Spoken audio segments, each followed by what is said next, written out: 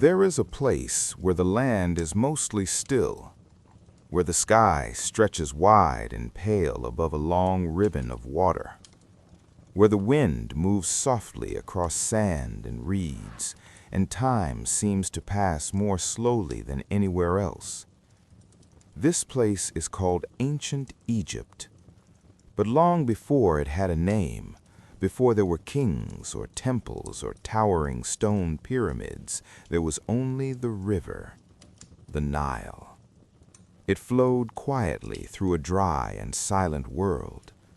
On either side of it, the land was harsh and empty, endless desert, golden sand that held the heat of the sun during the day and released it slowly into the coolness of night. But along the river's edge, everything was different. The earth there was dark and soft, rich with life. Each year, the Nile would rise. It would swell gently, spreading water across the land, not in anger, not in destruction, but in a calm and steady way. When the waters slowly returned to their banks, they left behind a thin layer of black soil. This soil was warm and fertile. It held the promise of food. And so, over many, many years, people began to notice. They came quietly at first, small groups, families, moving slowly along the edges of the river, carrying simple tools, woven baskets, and the knowledge passed down from those who came before them. They listened to the rhythm of the Nile. They watched how the water rose and fell. They began to understand it, and in that understanding, something gentle began to grow. In the early mornings, the air was cool. A light mist sometimes hovered above the river, soft and thin like a breath. The sound of water moving against the reeds was steady and calming. Birds called quietly to one another as the first light touched the horizon. The people would wake slowly. They lived in simple homes made from mud and straw.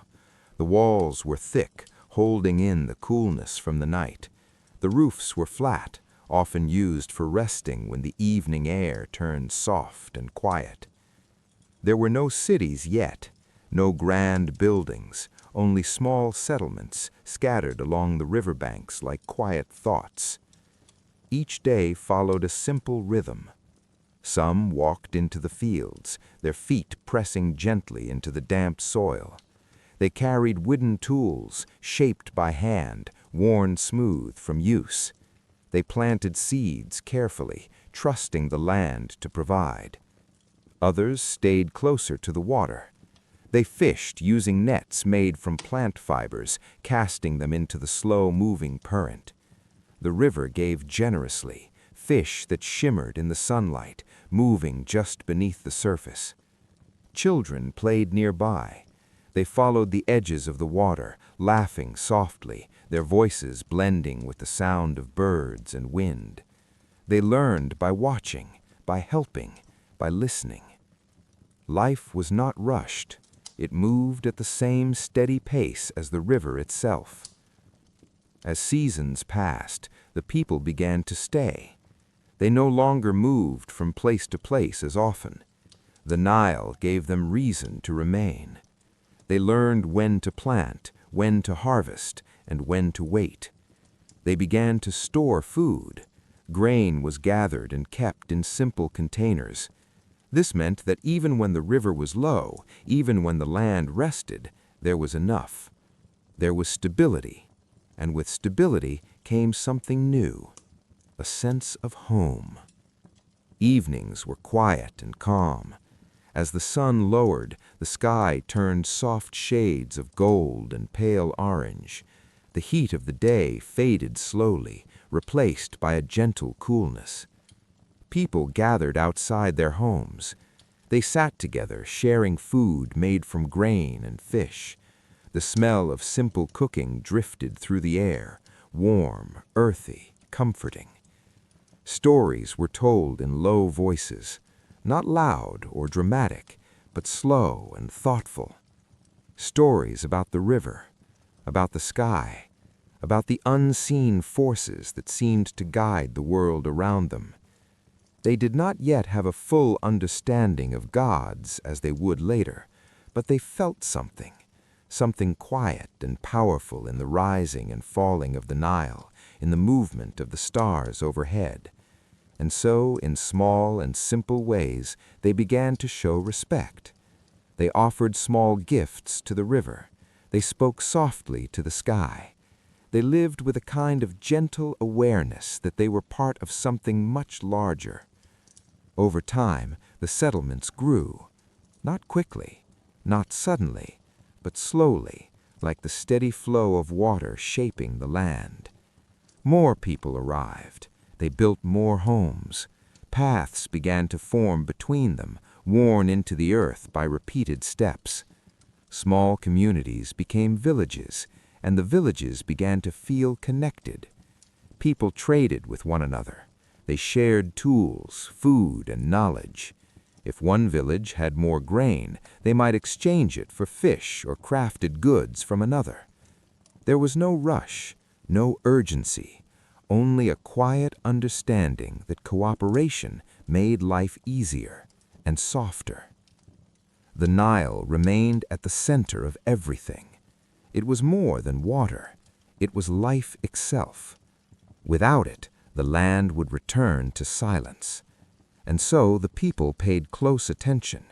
They noticed patterns, the way the water rose at certain times, the way the soil changed, the way the seasons followed one another.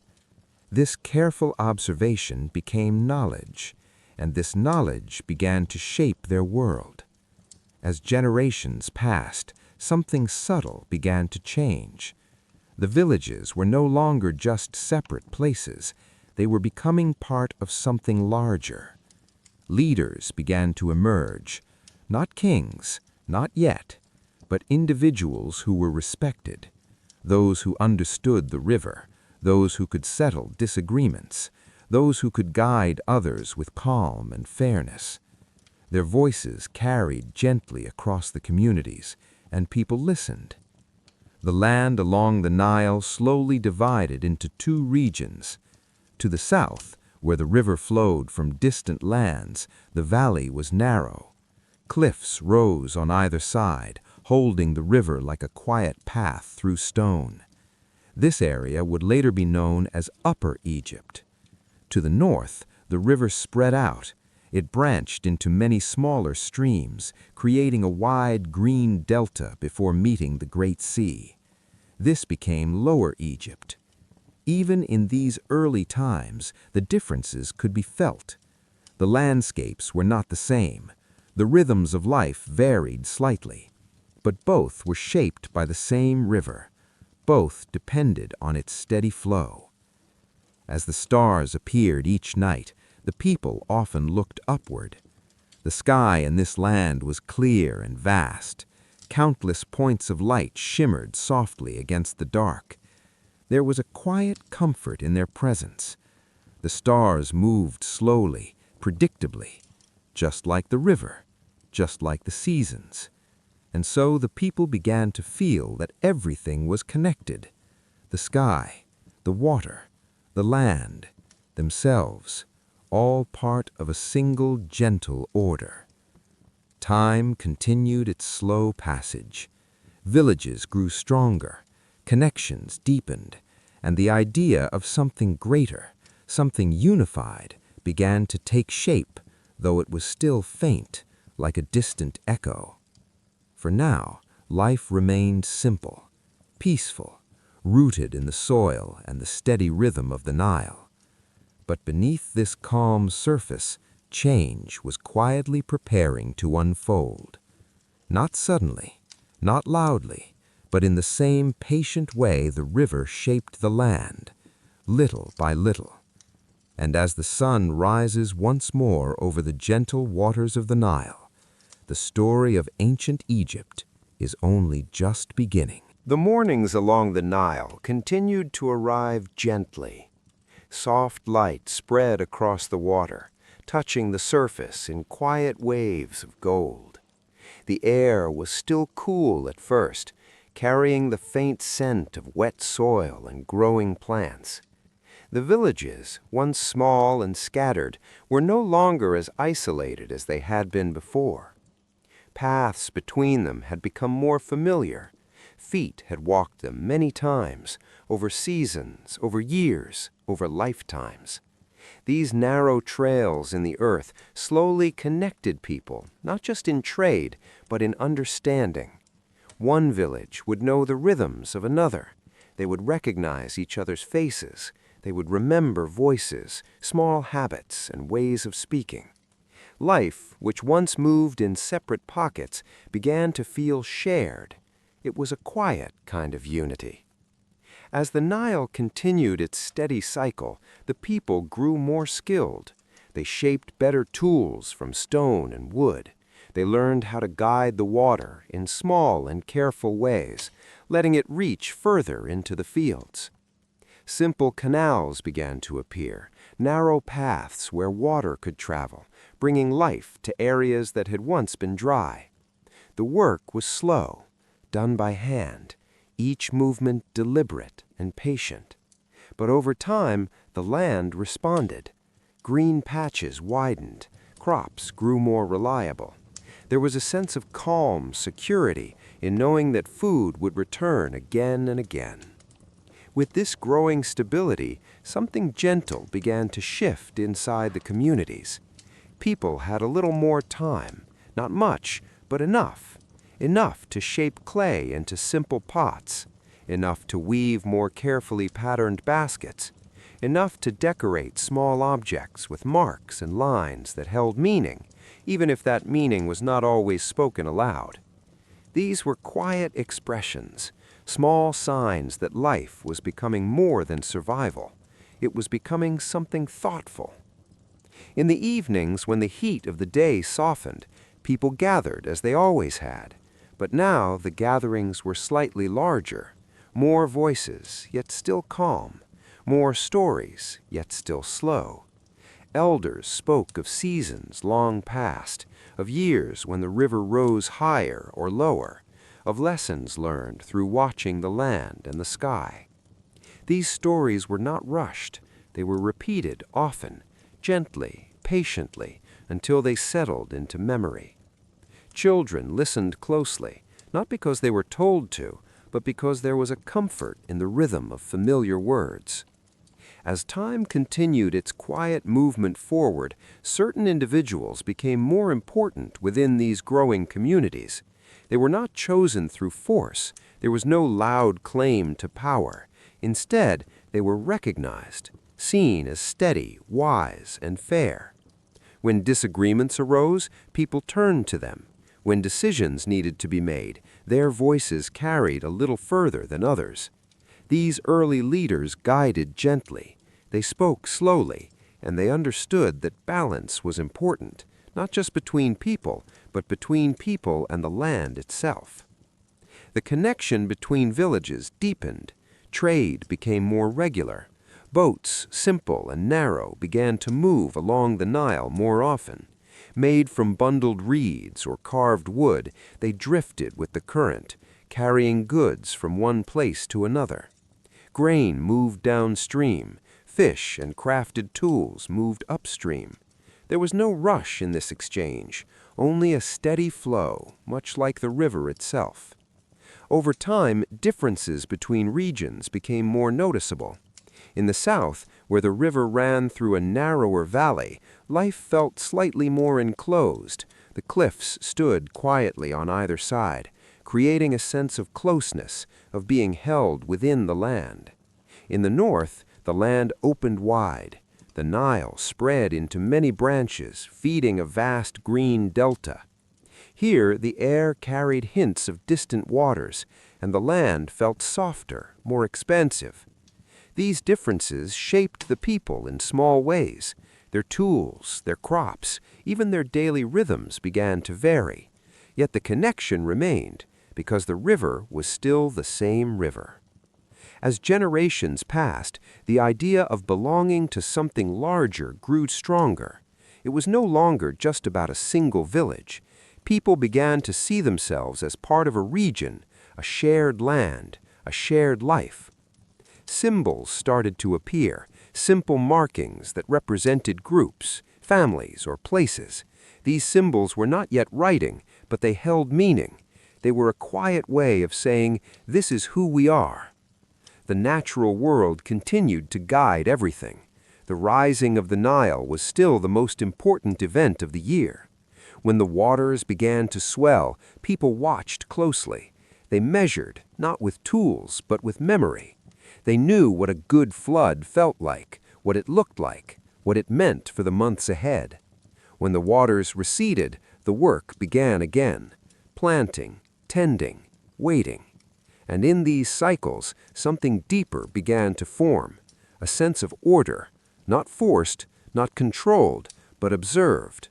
The people noticed that everything followed patterns, the river, the seasons, the stars. Life itself seemed to move in a kind of quiet balance. This understanding slowly shaped their beliefs. They began to feel that there was a natural harmony in the world, one that should not be disturbed. Though they did not yet have a word for it, this idea would later become central to their way of life, a belief in balance, in order, in the gentle rightness of things. As the villages grew and connections strengthened, moments of tension also appeared, not often, not violently, but sometimes resources were uneven. One area might receive less water, another might have more grain. Small disagreements would rise, like brief ripples on the surface of the river, but most often they settled just as quietly, through discussion, through patience, through the guidance of those respected leaders. The land itself remained calm. The desert stretched endlessly beyond the fertile banks, unchanged and silent. It acted as a kind of boundary, keeping the world of the Nile separate from everything beyond. Within this natural border, life continued its steady rhythm, safe, predictable, enduring. As years turned into generations, the idea of unity grew stronger. Not yet a kingdom, not yet a single rule, but something closer than before. The South and the North, though different, were beginning to feel connected in a deeper way, like two parts of the same quiet story.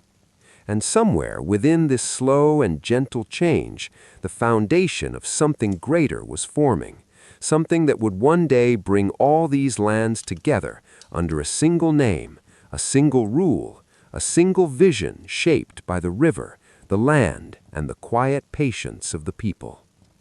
For now, the Nile continues to flow, unhurried, unchanging in its rhythm, and along its banks, life grows steadily, preparing, without knowing it, for the moment when everything will come together.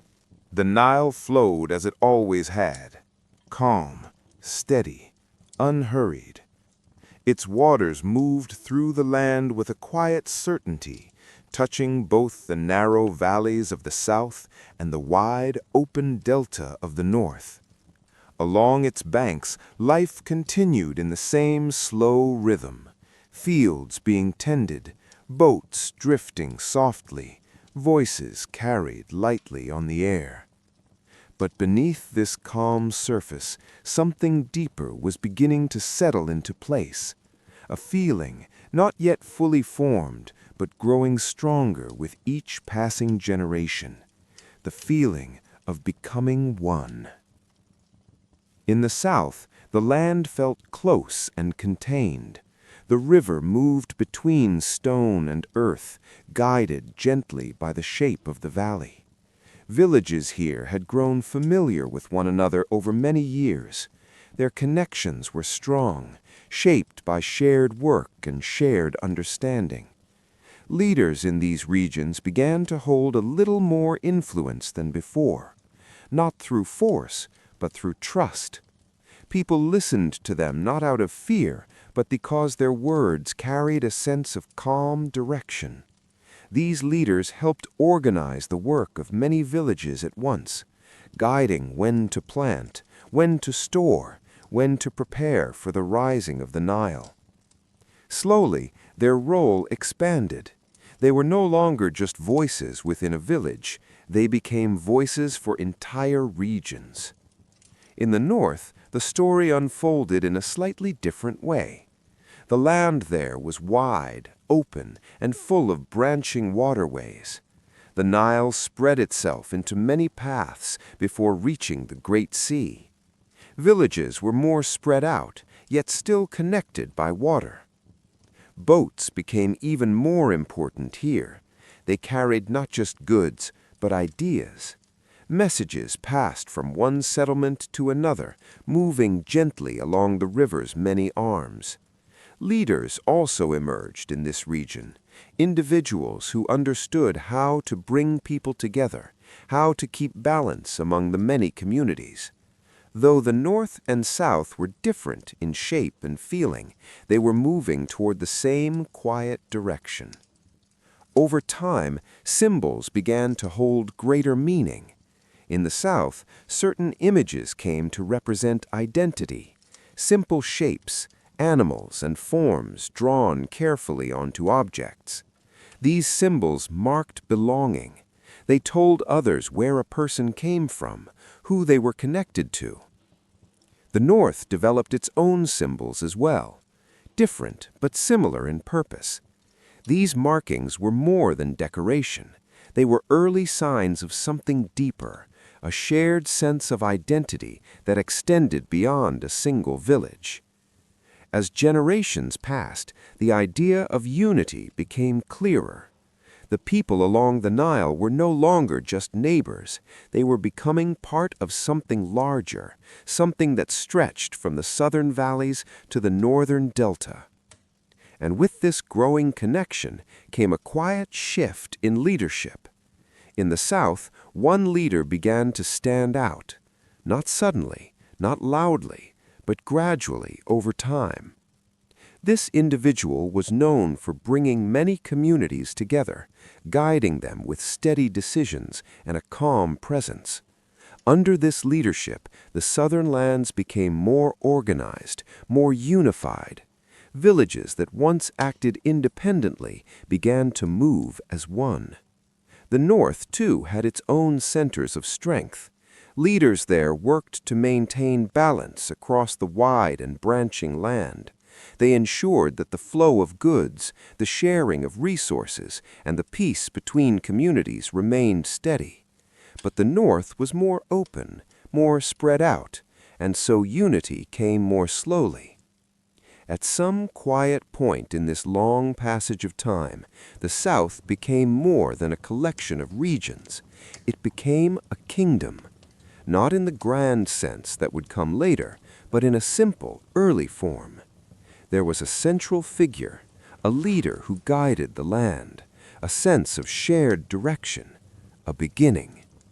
This change did not come with noise or sudden transformation. It came like the slow turning of the seasons, barely noticeable at first, until it was already there. The people continued their daily lives. They still woke with the light, still worked the fields, still listened to the river. But now there was a quiet understanding that they were part of something larger, something that connected them all. The idea of balance grew stronger during this time. The people believed more deeply than before that the world had a natural order, that the river rose when it should, that the land gave what it was meant to give, and that people, too, had a place within this order. Their leaders were expected to protect this balance, to keep harmony between people, the land, and the unseen forces that guided everything. This belief settled gently into their way of life. It was not spoken loudly, it was simply understood. And then, slowly, almost quietly, the moment approached when the North and South would meet in a new way, not just as neighbors, not just as connected lands, but as something united. There are no clear sounds of this moment, no sharp turning point that can be easily seen, only a gradual coming together, a drawing closer, until one day the idea became reality. The North and the South were joined. This unification is often remembered through the image of a single ruler, a figure that represented both lands, who wore the symbols of both regions, who stood not just as a leader of one place, but of all the land along the Nile. In later traditions, this figure would be remembered as a king, sometimes called Narmer, sometimes known by other names whispered through time. But in this quiet beginning, what mattered most was not the name, it was the change. For the first time, a land of Egypt became one. Upper and Lower Egypt joined together under a single rule. It was a gentle kind of unity, not forced into being, but grown over time, like the river shaping the land, slowly, patiently, without hurry. With this unification came a new sense of identity. The people were no longer just from the north or the south. They were part of Egypt, a land defined by the Nile, a land shaped by rhythm, balance, and quiet continuity. The role of the ruler also began to change. This leader was no longer just a guide or organizer. They became something more, a protector of balance, a figure who stood between the people and the unseen forces of the world, someone who ensured that the river would continue to flow in harmony, that the land would remain fertile, that life would continue in its steady rhythm. This idea would grow stronger in the years to come, but even now, in its earliest form, it held deep meaning. Life, in many ways, remained the same. The fields were still planted, the Nile still rose and fell, families still gathered in the evenings, sharing quiet meals and soft conversations. But beneath this familiar rhythm, a new foundation had been laid, a united land, a shared identity, a beginning of something that would grow far beyond these early moments. The desert still stretched endlessly beyond the green banks. The stars still filled the night sky. The river still moved with quiet certainty. And now, along its length, there was a kingdom, young, still forming, but real. As time continues its slow and steady path forward, this new kingdom will begin to change. Structures will rise, beliefs will deepen, and the first great rulers of ancient Egypt will leave their quiet marks upon the land. The land of Egypt rested in its new unity. Not loudly, not with sudden change, but with a quiet sense of togetherness that settled over the riverbanks like the soft morning light. Upper and Lower Egypt were now one. The long stretch of the Nile, from the narrow southern valleys to the wide northern delta, belonged to a single shared world. And at the center of that world stood the king. In these early days, the king was not distant. He was not hidden behind grand walls or surrounded by great stone structures. He was closer to the people, though still set apart. He was seen as someone who carried a special responsibility, not just to lead, but to maintain balance. The people believed that the world itself depended on this balance. The river must rise as it should. The crops must grow in their time. The seasons must follow their gentle order. And the king, in his quiet role, was connected to all of it. Each morning, as the sun rose slowly over the Nile, the king's duties began. They were not rushed. They followed a rhythm, just like everything else in this land. He listened to those who came to him, advisors, messengers, and leaders from different regions. They spoke of the land, of the water, of the people. There were no loud commands, no sudden decisions, only careful thought, a steady, guiding presence. Around the king, a small structure of organization began to form. People were given roles. Some helped manage the flow of grain. Others kept track of resources. Some acted as messengers, traveling along the Nile in quiet boats, carrying words from one place to another.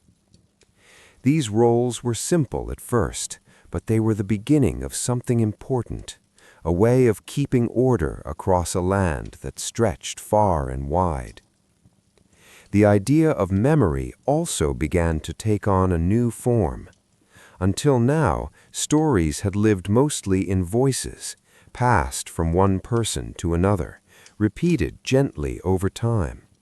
But as the kingdom grew, there was a need to remember more, to keep track of things that could not be held only in the mind. And so early forms of marking began to appear more often. Simple symbols carefully placed onto surfaces, clay, stone, or wood. These were not yet the full writing system that would come later, but they were steps toward it, quiet attempts to hold on to memory, to give it a place to rest outside of human thought. Life for the people remained deeply connected to the land. Farmers still rose with the first light. They walked into fields that felt soft beneath their feet, the dark soil holding the memory of the Nile's gentle floods. They worked slowly, planting seeds, tending crops, watching the sky. They understood that their lives moved in cycles, and they accepted those cycles with a quiet patience. Along the river, boats continued to drift. Some carried grain, some carried tools, some carried people, moving from one place to another, connecting the kingdom in a slow and steady flow. The Nile was not just a river, it was a path, a lifeline that tied everything together. As the years passed, the presence of the king began to feel more distant, but also more powerful. He was no longer just a leader among leaders. He became something more symbolic, a figure who represented the unity of the land, the harmony of the world, the connection between people and something greater. With this growing sense of importance, the king's role took on a deeper meaning. He was seen not only as a ruler, but as someone touched by the divine, not fully a god, not yet, but closer to that idea than any other. This belief settled quietly into the minds of the people. It shaped how they saw their world, how they understood their place within it. And with this shift, something new began to appear along the Nile. Structures, not large at first, not yet the towering forms that would one day rise, but small, careful constructions made to last longer than the simple homes of mud and straw. These early buildings were often tied to the king, places connected to rituals, to memory, to the idea that some things should endure beyond a single lifetime. The people began to think more about what remained after life ended. They had always felt that existence did not simply disappear, but now that feeling grew stronger, more defined. They began to prepare for what came after, in simple ways at first, caring for the bodies of those who passed, placing them gently into the earth, often with small items, tools, pottery, things that might be needed in another place, another form of life. These practices were quiet, respectful, filled with a sense of calm continuity.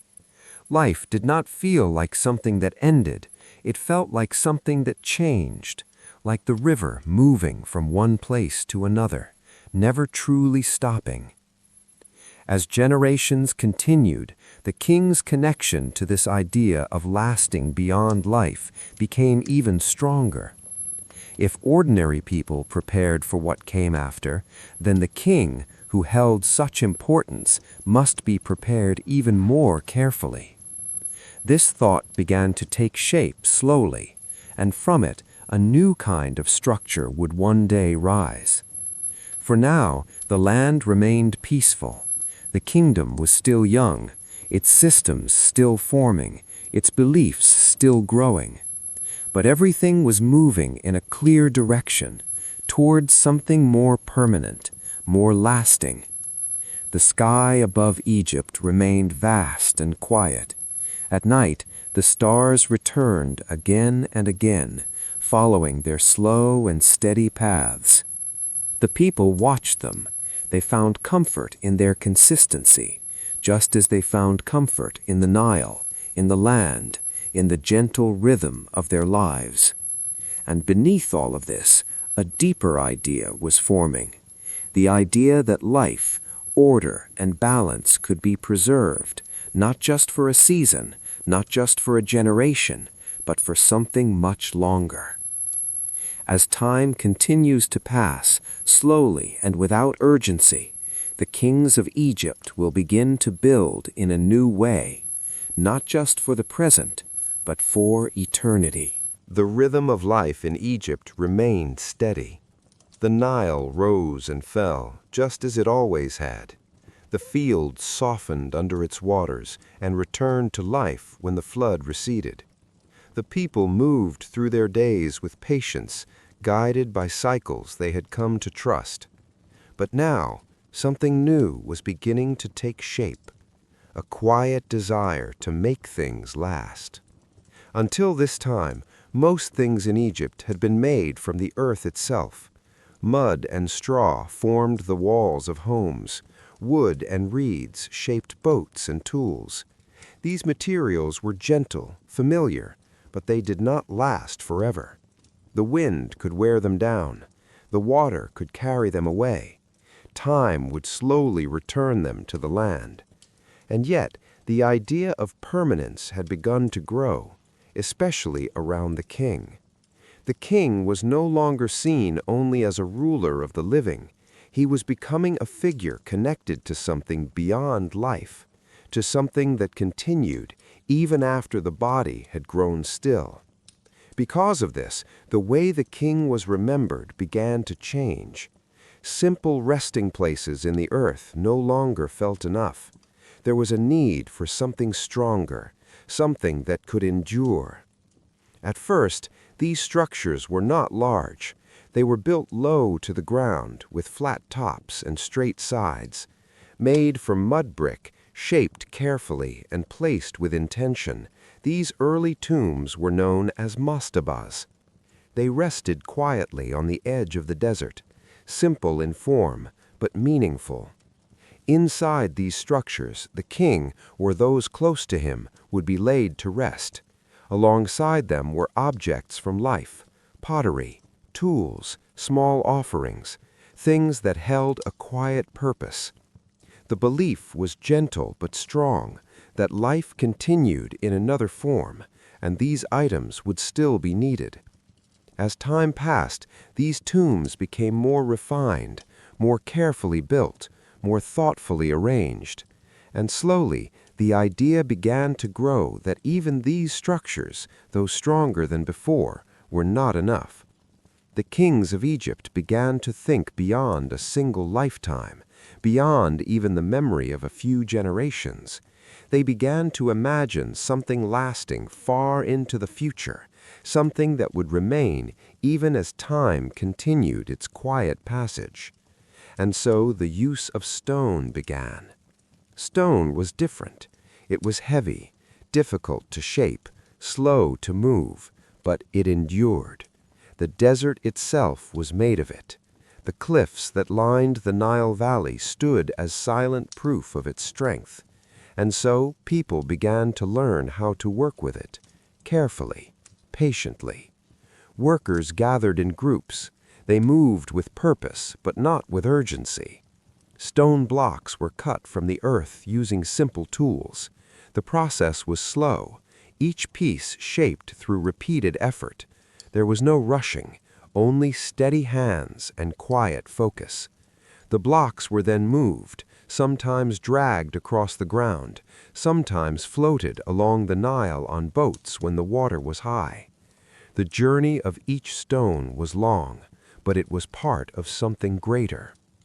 As these skills improved, a new idea began to take form, a structure that rose upward, not just outward, a monument that would stand above the land, not towering at first, but rising step by step.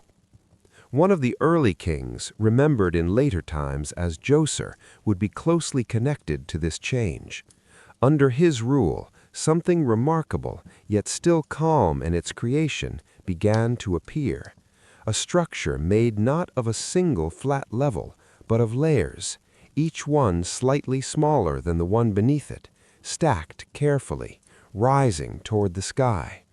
This was the step pyramid. It stood quietly against the horizon, not as sharp or smooth as the pyramids that would come later, but as a beginning, a new way of building, a new way of thinking. Around this structure, other buildings appeared, courtyards, walls, spaces for quiet ritual, all arranged with care, with attention to order and balance. It was not just a tomb, it was a place of meaning, a place where the connection between life and what comes after was gently honored. The people who worked on these structures were not rushed. They moved in rhythm, much like they did in the fields. There were times of work and times of rest. They ate simple meals. They slept under the open sky or in nearby shelters. They worked together, their efforts blending into something steady and continuous. The building of such monuments did not feel like a sudden event. It felt like part of the natural order. Just as crops grew, just as the river flowed, these structures rose slowly from the land. As the step pyramid stood complete, it changed something within Egypt, not loudly, but deeply. It showed that it was possible to build for eternity, to create something that would remain long after those who built it were gone. This idea settled into the minds of future kings. They too would want to leave something lasting, something that reflected their place in the world, their connection to the land, to the people, to the unseen balance that guided everything. And so, over time, the desire to build grew stronger. The understanding of stone improved. The vision became clearer. The structures became more ambitious.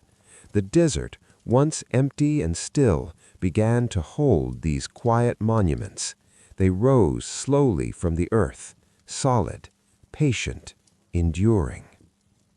Meanwhile, life along the Nile continued as it always had.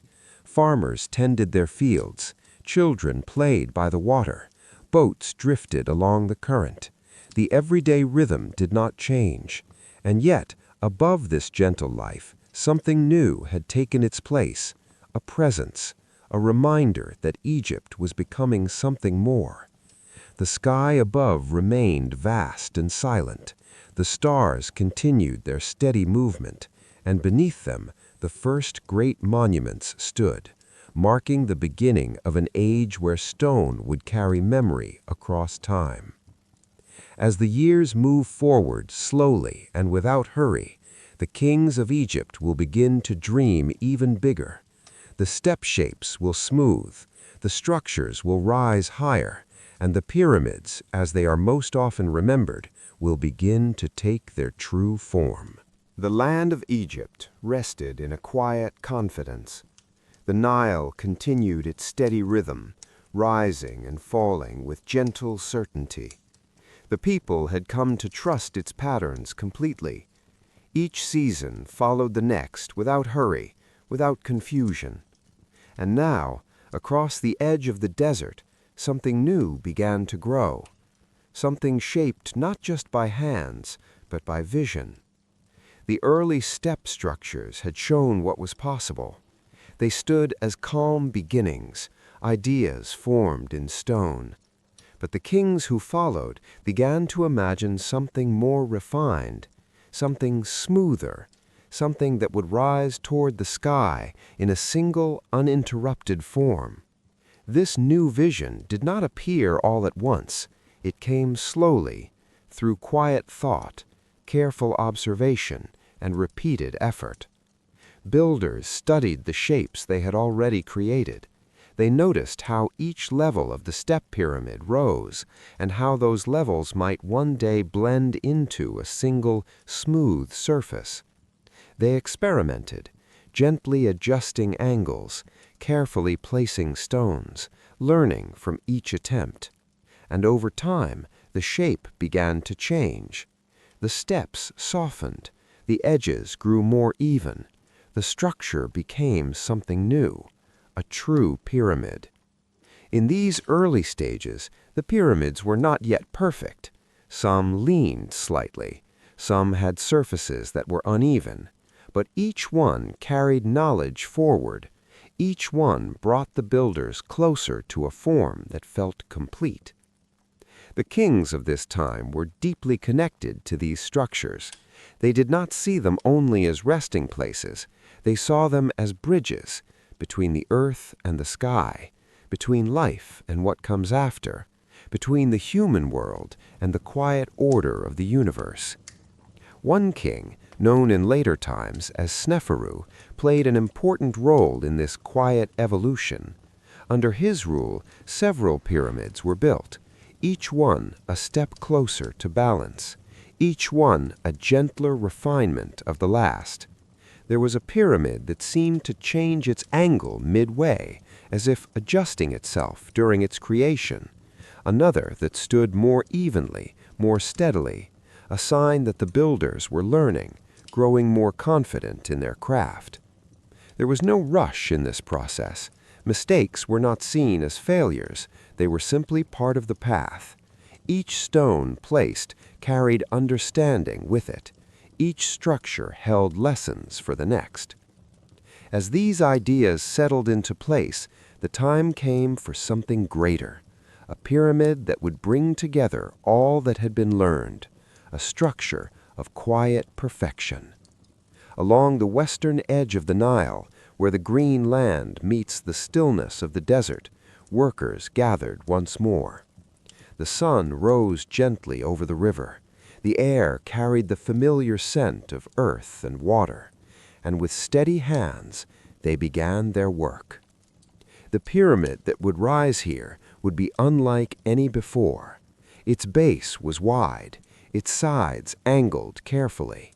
Each stone was placed with attention and patience.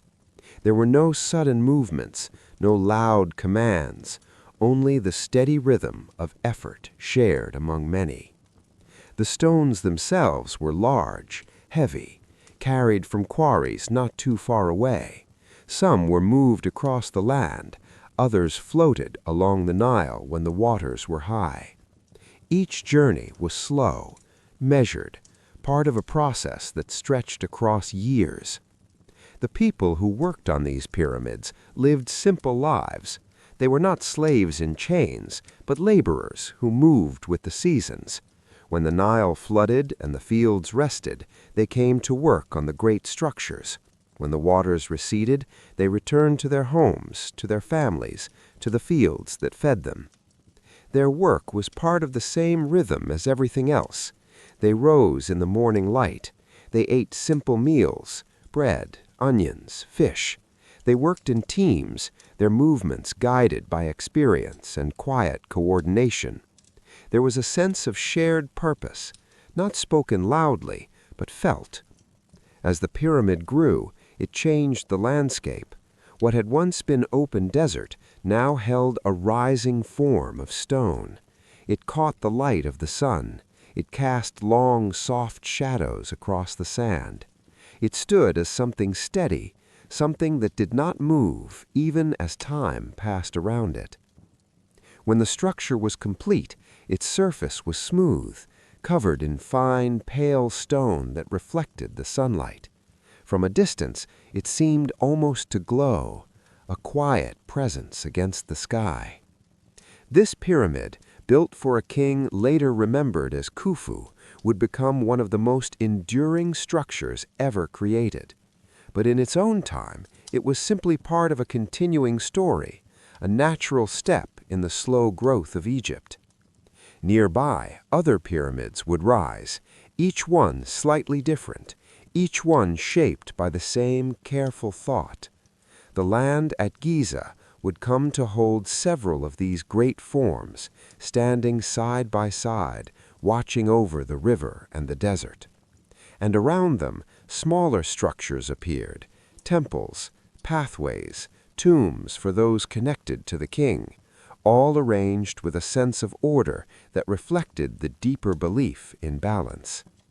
Life beyond these monuments continued as it always had. The Nile still flowed, the fields still grew, the people still lived their quiet, steady lives. But now there was something new in their world, something that reached beyond the present. The pyramids were not loud, they did not demand attention, they simply existed, solid, calm, enduring. At night, the stars passed slowly above them, their shapes aligned gently with the sky, as if they were part of a larger pattern, something beyond human hands. The people looked at them with a quiet understanding. These structures were not just built, they were part of the same order that guided everything, the river, the seasons, the stars. And in this time, Egypt reached a kind of balance, a stillness, a harmony between people, land, and belief. It was not perfect, nothing ever is, but it was steady. As the years continue to move forward, slowly and without interruption, this balance will begin to shift. Not suddenly, not all at once, but gently, like a change in the wind that is felt before it is seen. For a long time, Egypt rested in quiet balance. The pyramids stood along the desert's edge, unchanged by the passing years. Their smooth sides caught the sunlight in the morning and faded into soft shadow by evening. They did not move, they did not speak, but their presence was constant, steady, reassuring. And life along the Nile continued much as it always had. The river rose, the river fell. The fields were planted, and the harvest returned. The people lived in rhythm with it all. But even the most stable patterns can begin to change, slowly, almost without notice. It was not something that happened in a single moment. There was no clear beginning, only a gentle shift, like a quiet breeze moving across still water.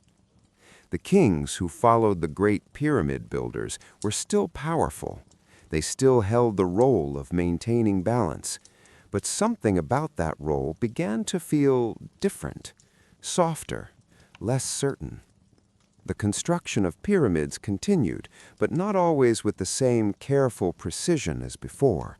Some were smaller, some were less refined. The knowledge was still there, but the quiet perfection of earlier generations seemed harder to reach. Resources, too, began to stretch. Building such immense structures required time, labor, and materials. And while Egypt was rich in many ways, nothing is without limit. The land could give much, but it still needed rest. The people could work hard, but they still needed to return to their own lives.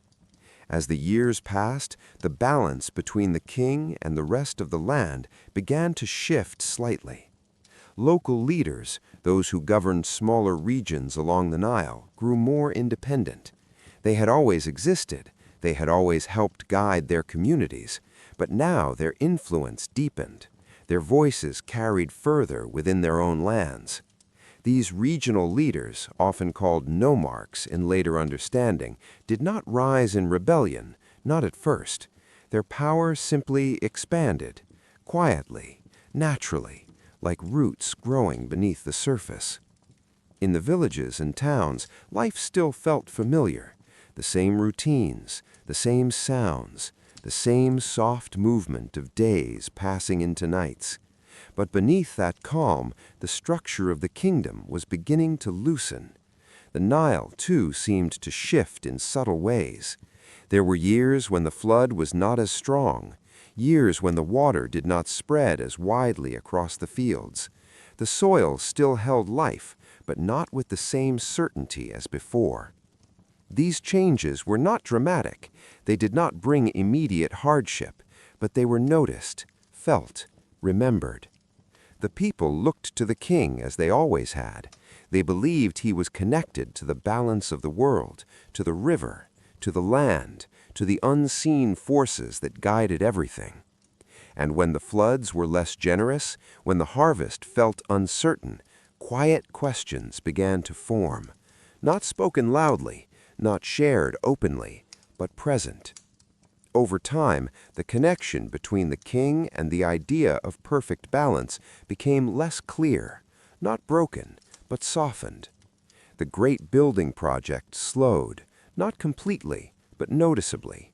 The vast effort required to raise massive pyramids became harder to sustain, and so the focus shifted from towering monuments to smaller, more personal expressions of memory. Tombs were still built, but often in rock, carved into the cliffs along the Nile. They were quiet places, hidden, still. Their walls sometimes covered with painted scenes of daily life, fields, animals, family moments, simple images meant to carry the feeling of life into whatever came after. These changes reflected something deeper, a shift in how people understood permanence. The great pyramids had been symbols of a king's eternal presence. Now memory became more personal, more connected to individual lives. As generations passed, the unity of Egypt began to feel less complete. The north and south were still part of the same land, but the sense of one guiding center had weakened. Local leaders governed more independently. The king's influence did not reach as deeply into every part of the land. And yet, life did not stop. The Nile still flowed, the sun still rose. Families still gathered in the evening, sharing quiet meals under soft skies. The world did not collapse, it simply changed. This period would later be remembered as a time of transition, a gentle breaking apart of what had once been tightly held together. But in the moment, it did not feel like an ending. It felt like a slow drifting. There were times of difficulty, years when the land gave less, when uncertainty touched even the most familiar routines. But there were also moments of quiet resilience. Communities adapted.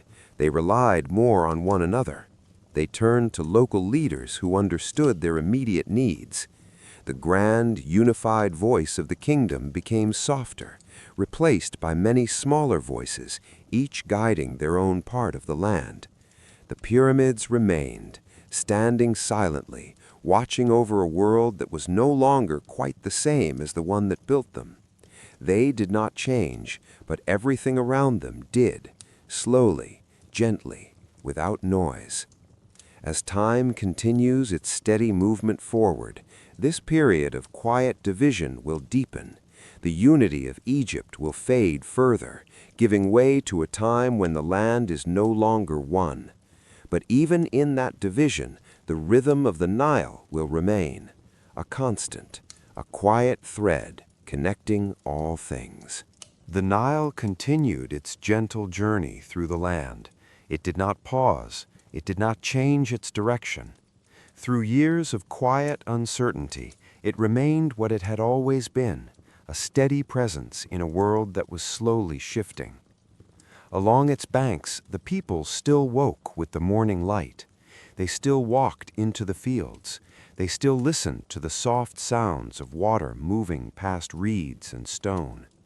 And yet, something within the land had changed.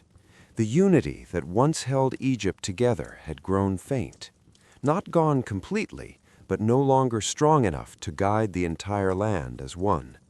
The voice of the king, once clear and steady across both north and south, now reached only certain parts.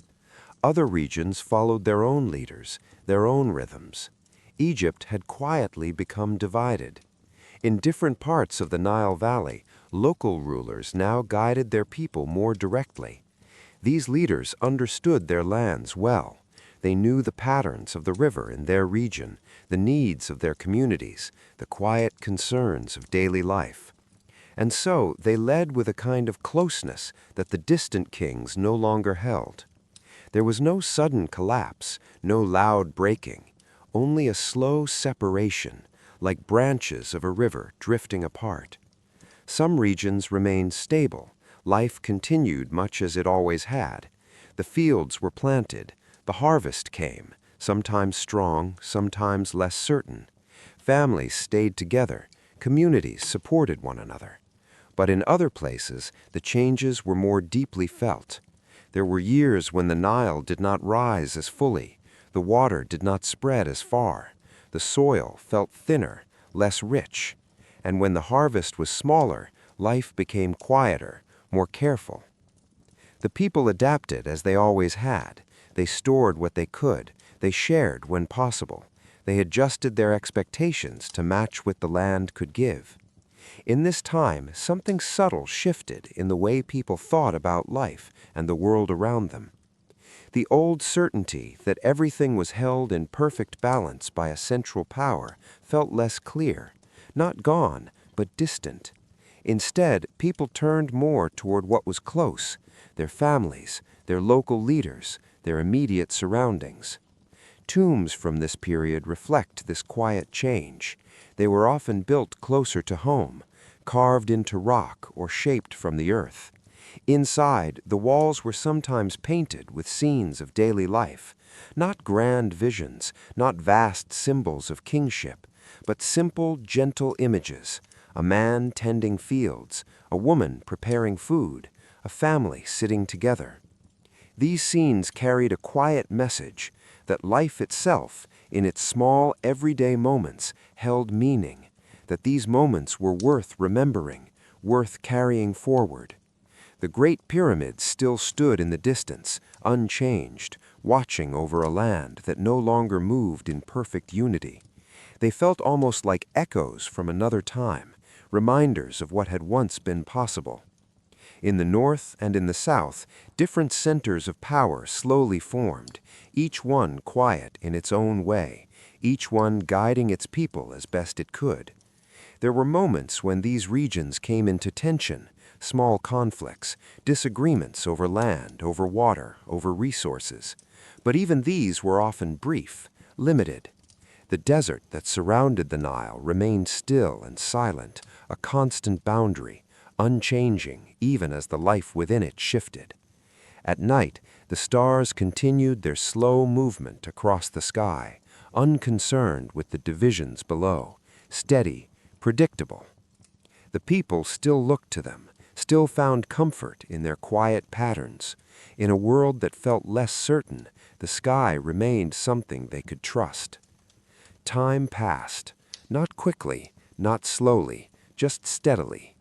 Generations grew up knowing only this divided land. For them, the great unity of earlier times was not a memory, it was a story, something spoken of softly, like a distant past that felt almost unreal. And yet, beneath the surface of this division, something remained, a connection, a shared understanding shaped by the Nile, by the land, by the quiet rhythms that still linked every part of Egypt, even when it was no longer one. This connection was not loud, it did not demand attention, but it was there, waiting. As the years continued to move forward, gently and without force, the conditions began to shift once more, slowly, subtly. In one region, a leader would begin to gather strength, not through sudden action, but through steady guidance, through patience, through the quiet rebuilding of connection. And just as the land had once come together before, it would begin, once again, to move toward unity. The Nile flowed on, as it always had, as it always would. And in its quiet movement, it carried the promise that division was not the end, but simply another part of the long, gentle story of Egypt. The Nile continued its endless journey, moving gently through the divided land. Its waters did not recognize borders or separate rulers. It flowed the same way it always had, touching every shore, feeding every field, and reminding the people, without words, that they were still connected in ways deeper than power or control.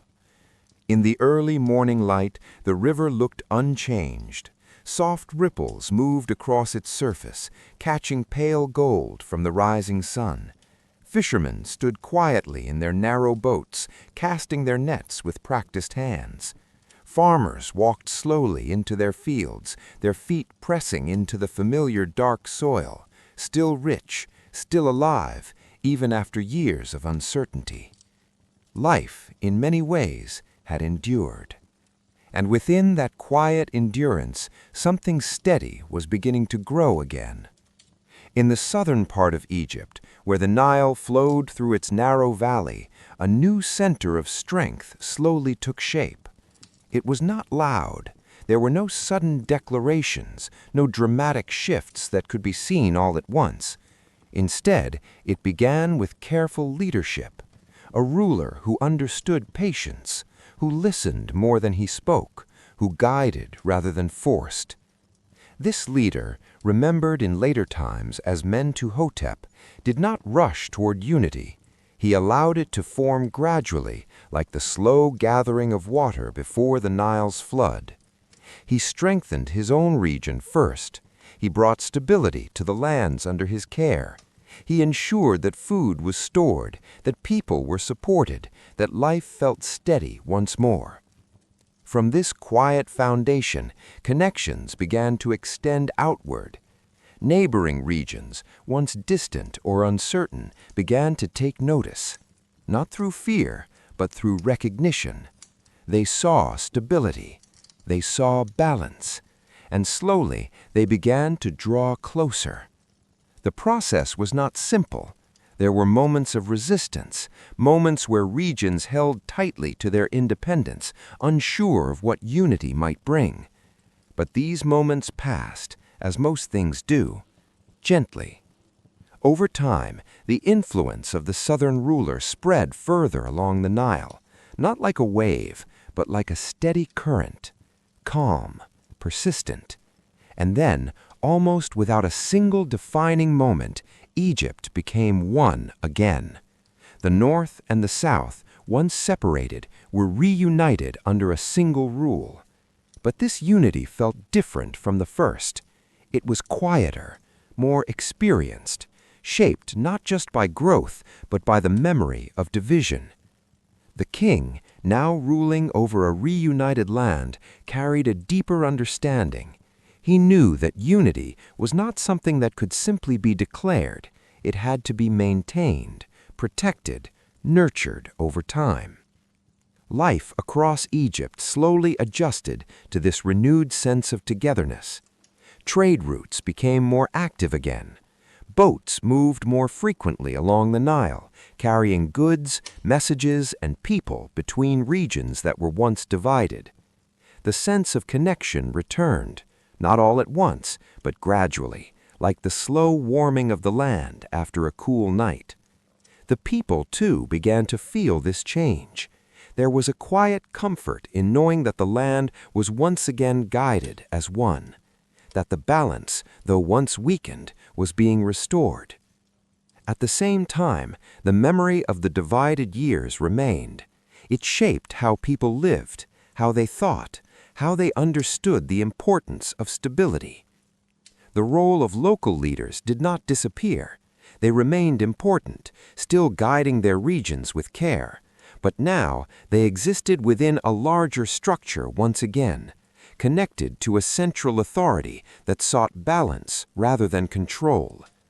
This new period would later be known as the Middle Kingdom, but in its own time, it simply felt like a return to steadiness, a quiet rebuilding. The kings of this era did not focus only on grand monuments. They turned their attention to the land itself, to the people, to the systems that supported everyday life. Irrigation improved. Water was guided more carefully into fields, helping crops grow even in years when the Nile's flood was less generous. Storage systems became more organized. Grain was kept with greater care, ensuring that difficult seasons could be endured more comfortably. These changes were not dramatic. They did not rise from the desert like pyramids, but they were deeply important. They touched daily life in ways that were felt quietly but consistently. Art and writing also began to grow during this time, not just for kings, but for a wider group of people. Stories were recorded, thoughts were preserved. The idea that life, in all its simple moments, was worth remembering became stronger. Tombs from this period often reflected this shift. They were still built with care, still connected to the idea of life beyond death, but their decoration showed something more personal. Scenes of family life, of work, of quiet daily routines. It was as if people were saying, without words, that these moments mattered, that they were part of what made life meaningful, both in the present and beyond. The land itself seemed to respond to this renewed balance. There were seasons of good harvest. The Nile returned to a steadier pattern. The sense of uncertainty that had once touched the land began to fade. And yet, nothing remained completely unchanged. The memory of the past lingered softly, a reminder that balance could shift, that unity required care. As the years passed, Egypt moved forward in this calm and steady way, not as sharply defined as the age of the Great Pyramids, but perhaps more grounded, more aware. The Nile continued to flow, just as it always had, its waters reflecting the sky above, carrying the quiet story of a land that had known both unity and division, and had found its way back again. And as time moved gently onward, new influences would begin to appear, from beyond the borders of Egypt, soft at first, almost unnoticeable, but slowly growing. The land of Egypt rested once more in a sense of calm order. The Nile flowed with familiar rhythm, rising and falling in a way the people had come to trust again. Its waters spread gently across the fields, leaving behind the dark, rich soil that made life possible. Farmers walked their paths with quiet confidence, knowing when to plant, when to wait, and when to gather what the land had given. There was a feeling of steadiness now, not the untouched stillness of the earliest days, but a calmer, more thoughtful balance shaped by experience. In towns and villages along the river, life moved with a soft predictability. The mornings began with light filtering across mud brick walls. Smoke from small cooking fires drifted slowly into the air. The sounds of grinding grain, of footsteps in sand, of water carried in simple containers, all blended into a quiet rhythm that repeated day after day. Children grew within this rhythm. They learned by watching, by helping, by listening. They did not rush toward the future. They moved gently into it. The kings of this time understood something that earlier rulers had not always held as closely. They understood that strength did not always come from building something vast and visible. It could also come from maintaining what already existed, from caring for the land, from supporting the people, from keeping balance even when it required patience. And so their attention often turned to quieter works. Canals were improved, guiding water more carefully into distant fields. Storage systems were strengthened, protecting grain through uncertain seasons. Trade routes along the Nile became more reliable, allowing goods and ideas to move steadily between regions. These efforts did not rise into the sky like pyramids, but they spread across the land, touching many lives in quiet, lasting ways. At the same time, something gentle began to shift beyond Egypt's familiar boundaries. Far from the Nile, in lands the people did not often see, other communities were also growing, changing, moving, and slowly, almost like a distant breeze, their presence began to be felt.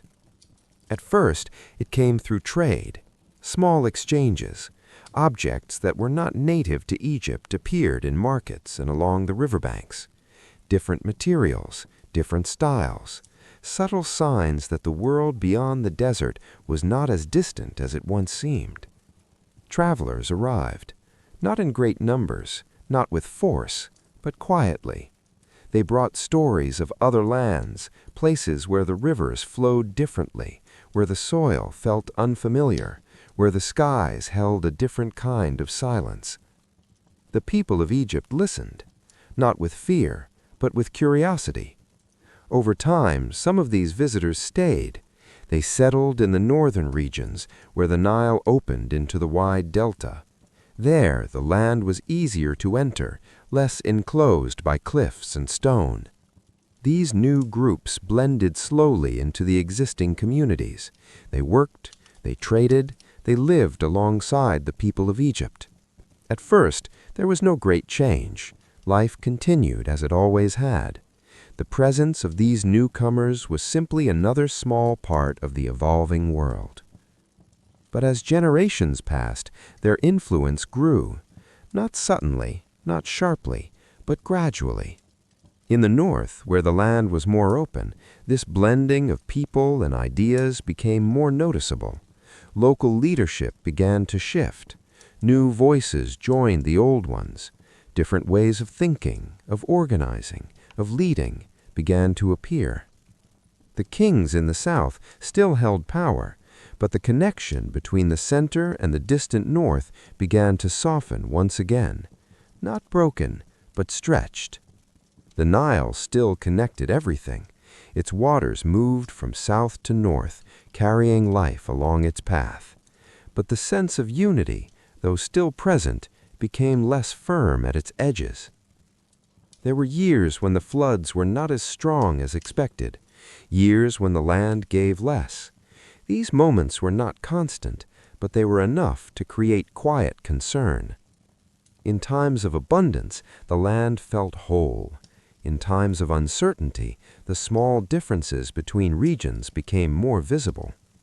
The people adapted as they always had. They stored what they could, they relied on their communities, they adjusted their lives to match the rhythm of the land. But beneath these adjustments, a subtle tension began to form, not loud, not violent, but present. In the northern delta, new leaders began to gather influence. Some of them came from these groups that had settled over time.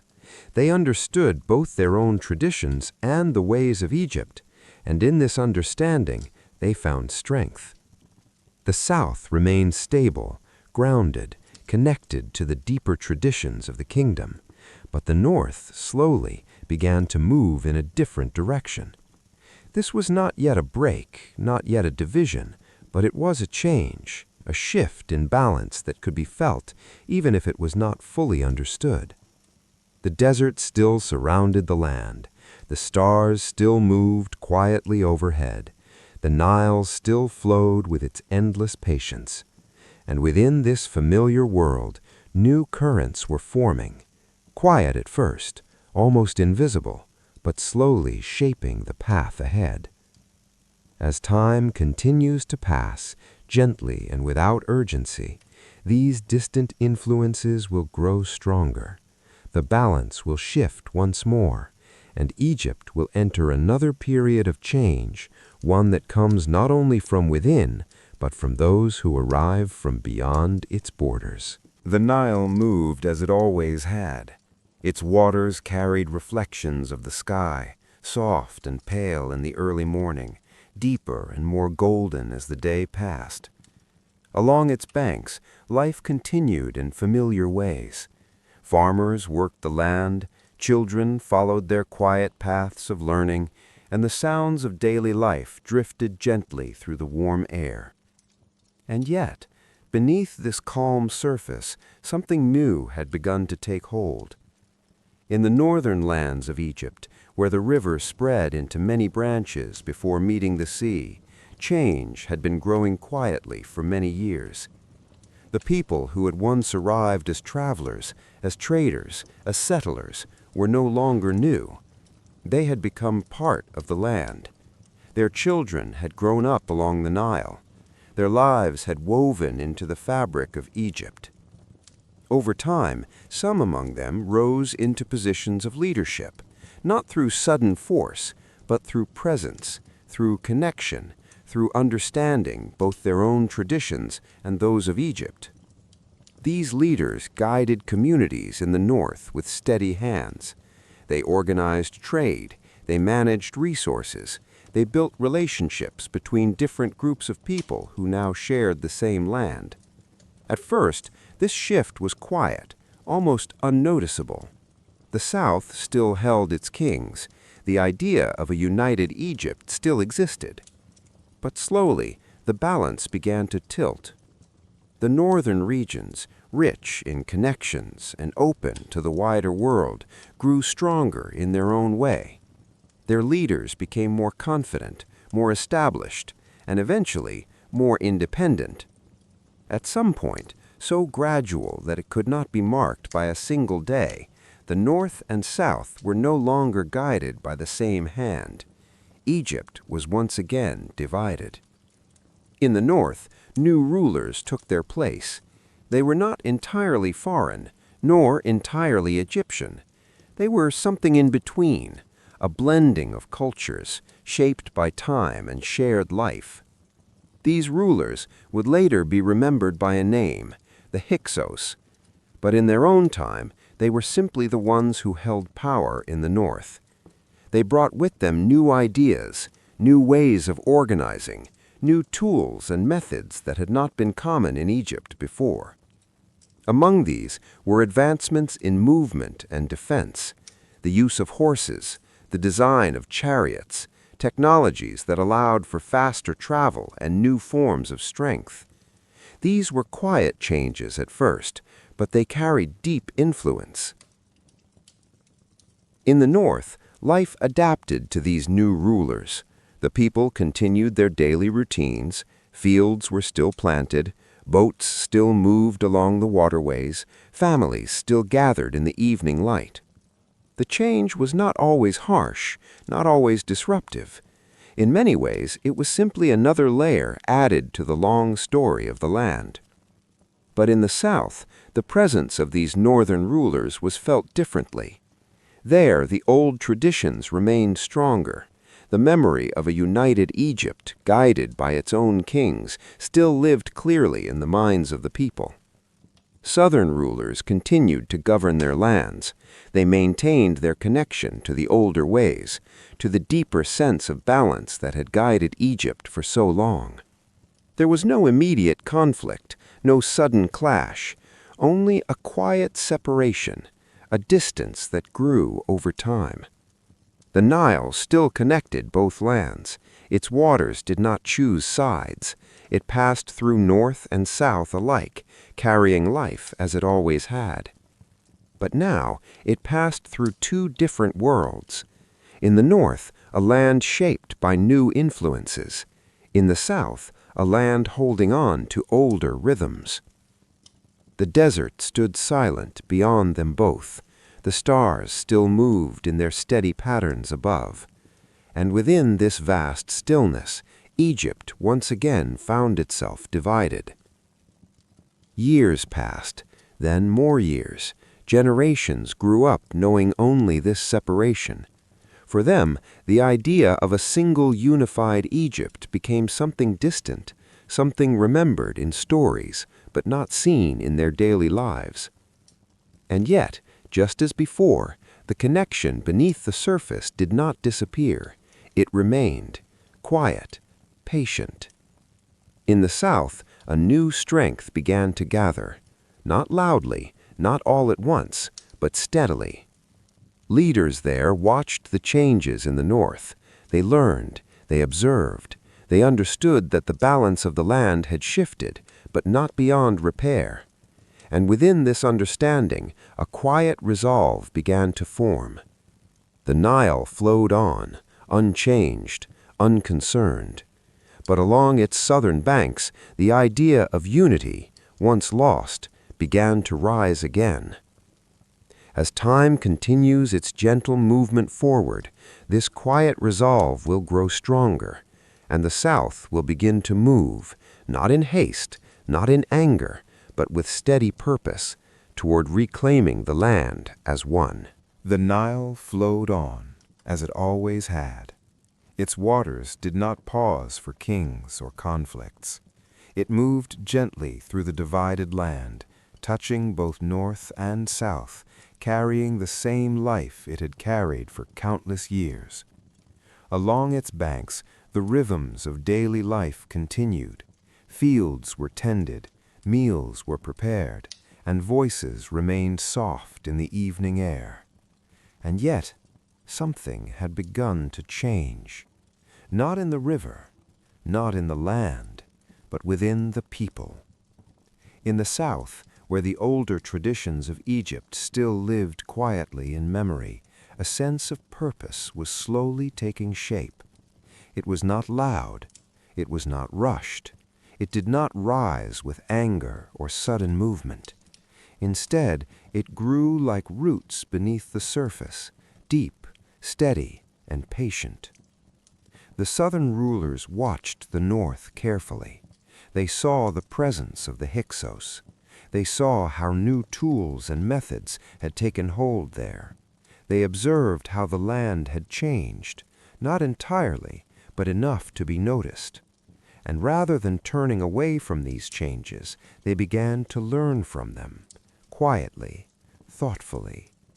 The use of horses, something that had once been unfamiliar, was now understood. Chariots, light and swift, moved across the land in ways that had not been possible before. These were not simply tools of strength, they were symbols of movement, of adaptation. The South did not resist these ideas, it absorbed them, blending them with its own deep traditions. At the same time, the southern rulers worked to strengthen their own lands. They ensured that food was stored, that the people were supported, that life remained stable and calm.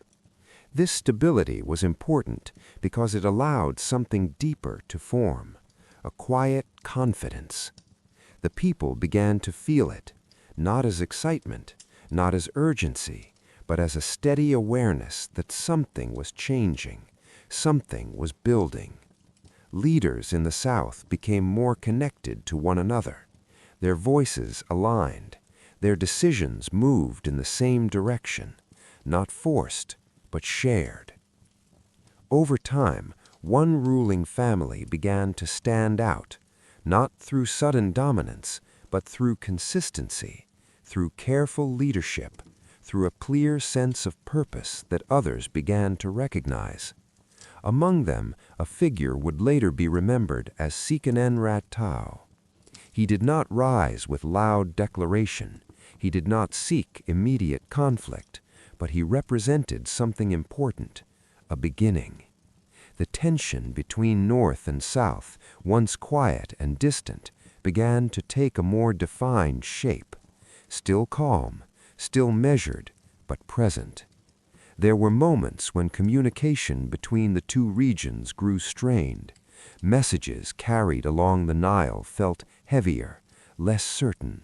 And then, slowly, the idea of reclaiming unity began to move from thought into action. This did not happen all at once.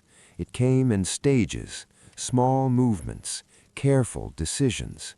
The South began to push gently outward, testing boundaries, strengthening its position. There were encounters, not large battles at first, but small conflicts, moments where the two powers met and felt each other's presence more clearly than before. The people continued their lives, even as these shifts unfolded. They still rose with the sun, still worked the fields, still gathered in the evenings under soft skies. But now there was something else in the air, a quiet sense of movement. The Nile, as always, remained unchanged. It carried boats from one region to another. It reflected the same sky. It moved with the same calm rhythm, but along its banks, history was beginning to turn once more. After Seqenen-Retao, another figure would later continue this slow movement, a leader remembered as Kamos. He carried the same quiet strength, the same patient determination.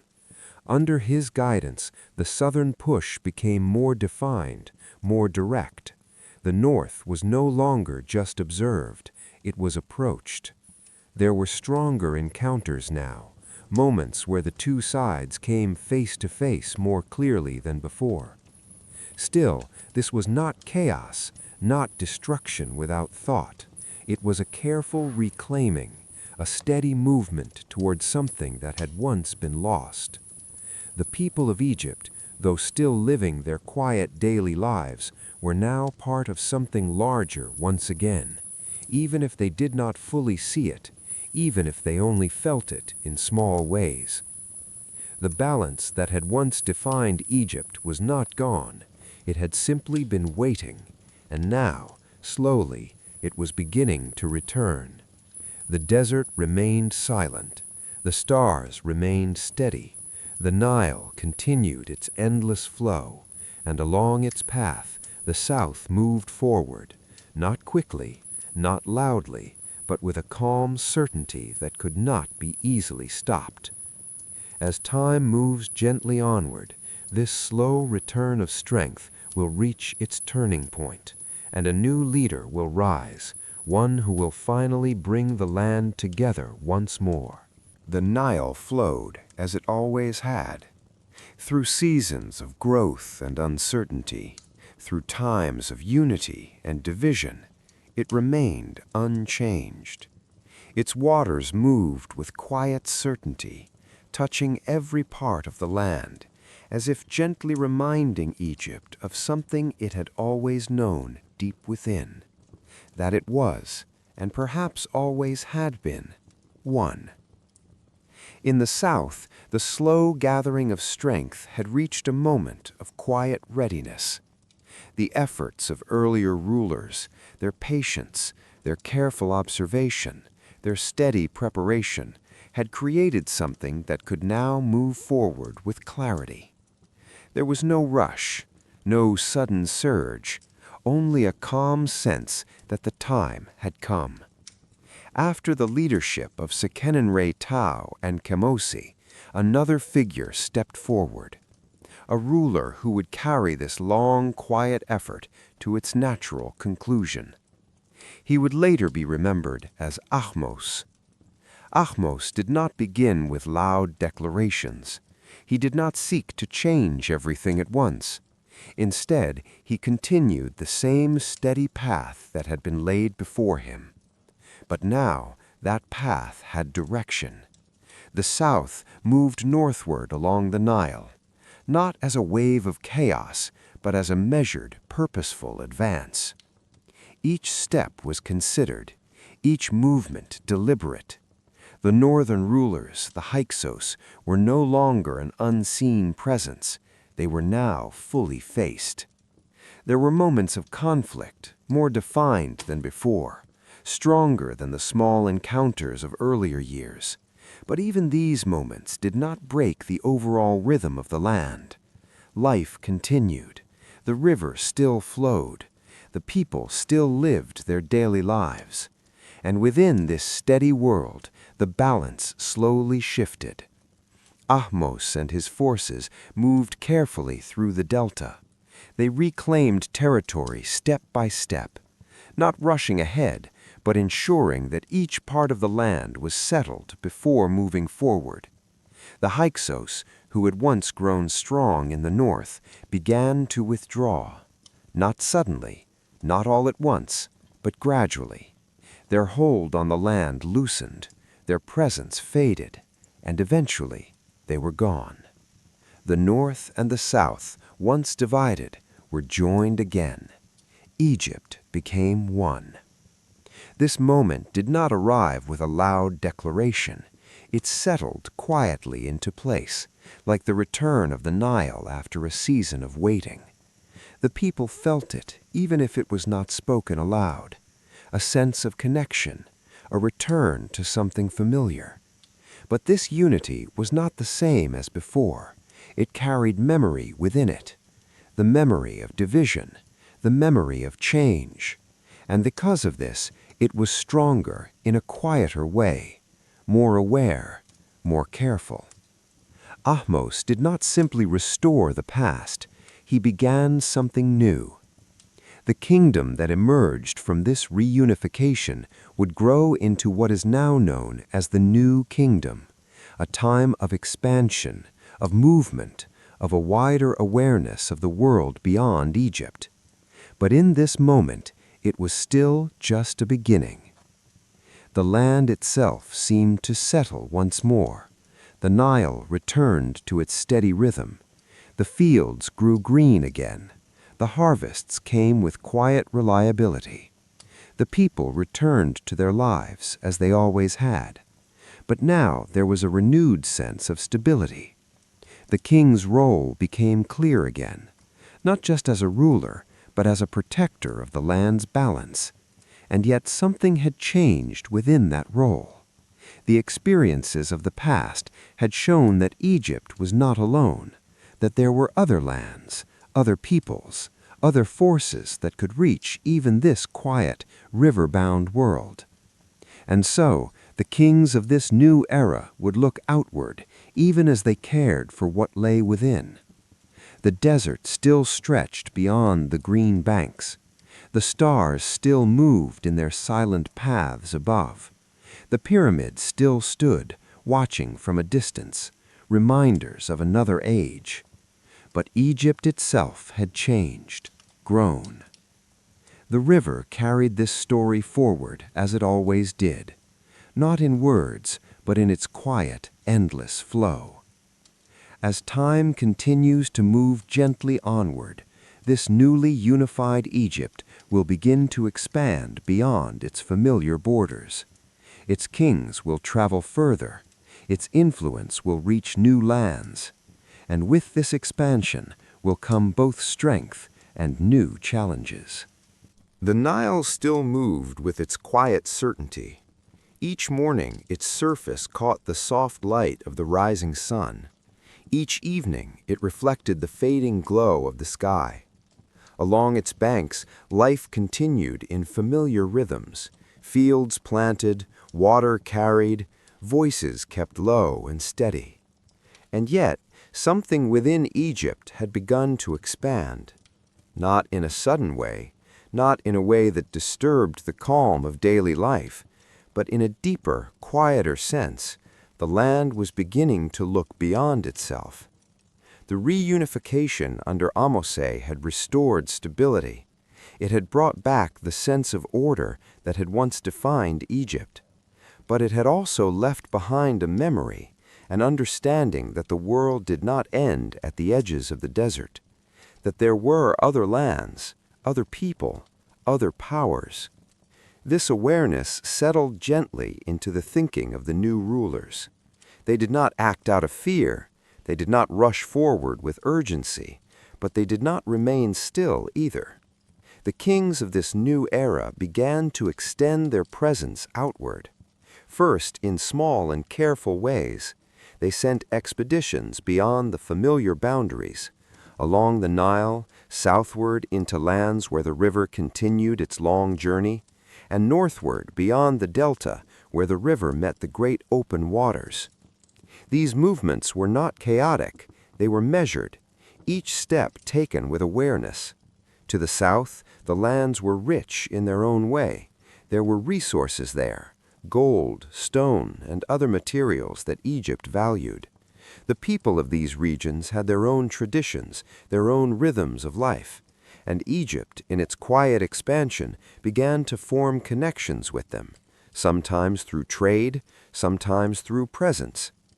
To the north and east, the lands were different, more open, more connected to distant regions.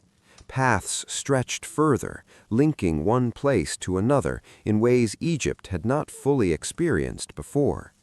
The kings sent small groups at first, messengers, traders, explorers. They moved slowly across unfamiliar ground, learning, observing, returning with quiet knowledge of what lay beyond. Over time, these journeys became more organized, more intentional. The rulers of Egypt began to understand that maintaining balance within the land was no longer enough. They also needed to be aware of what existed beyond it. And so the kingdom grew, not just in land, but in awareness. Within Egypt itself, life remained calm. The fields were still planted in time with the Nile. The harvest still followed its gentle rhythm. Families still gathered in the evening, sharing simple food and quiet conversation. But now there were new stories, stories of distant places, of lands where the Nile did not flow, of people who lived differently, spoke differently, moved through the world in unfamiliar ways. These stories did not disrupt the calm. They became part of it, another layer in the slow, steady life of the land. The kings, too, began to change in subtle ways. Their role as protectors of balance remained, but now they also became guardians of the borders, watchful of what approached from beyond. They built stronger connections between regions within Egypt, ensuring that the land remained unified even as its attention turned outward. New structures appeared, not just as monuments of memory, but as centers of activity, places where goods were gathered, where decisions were made, where the quiet work of maintaining a growing kingdom continued. The Nile remained the central path.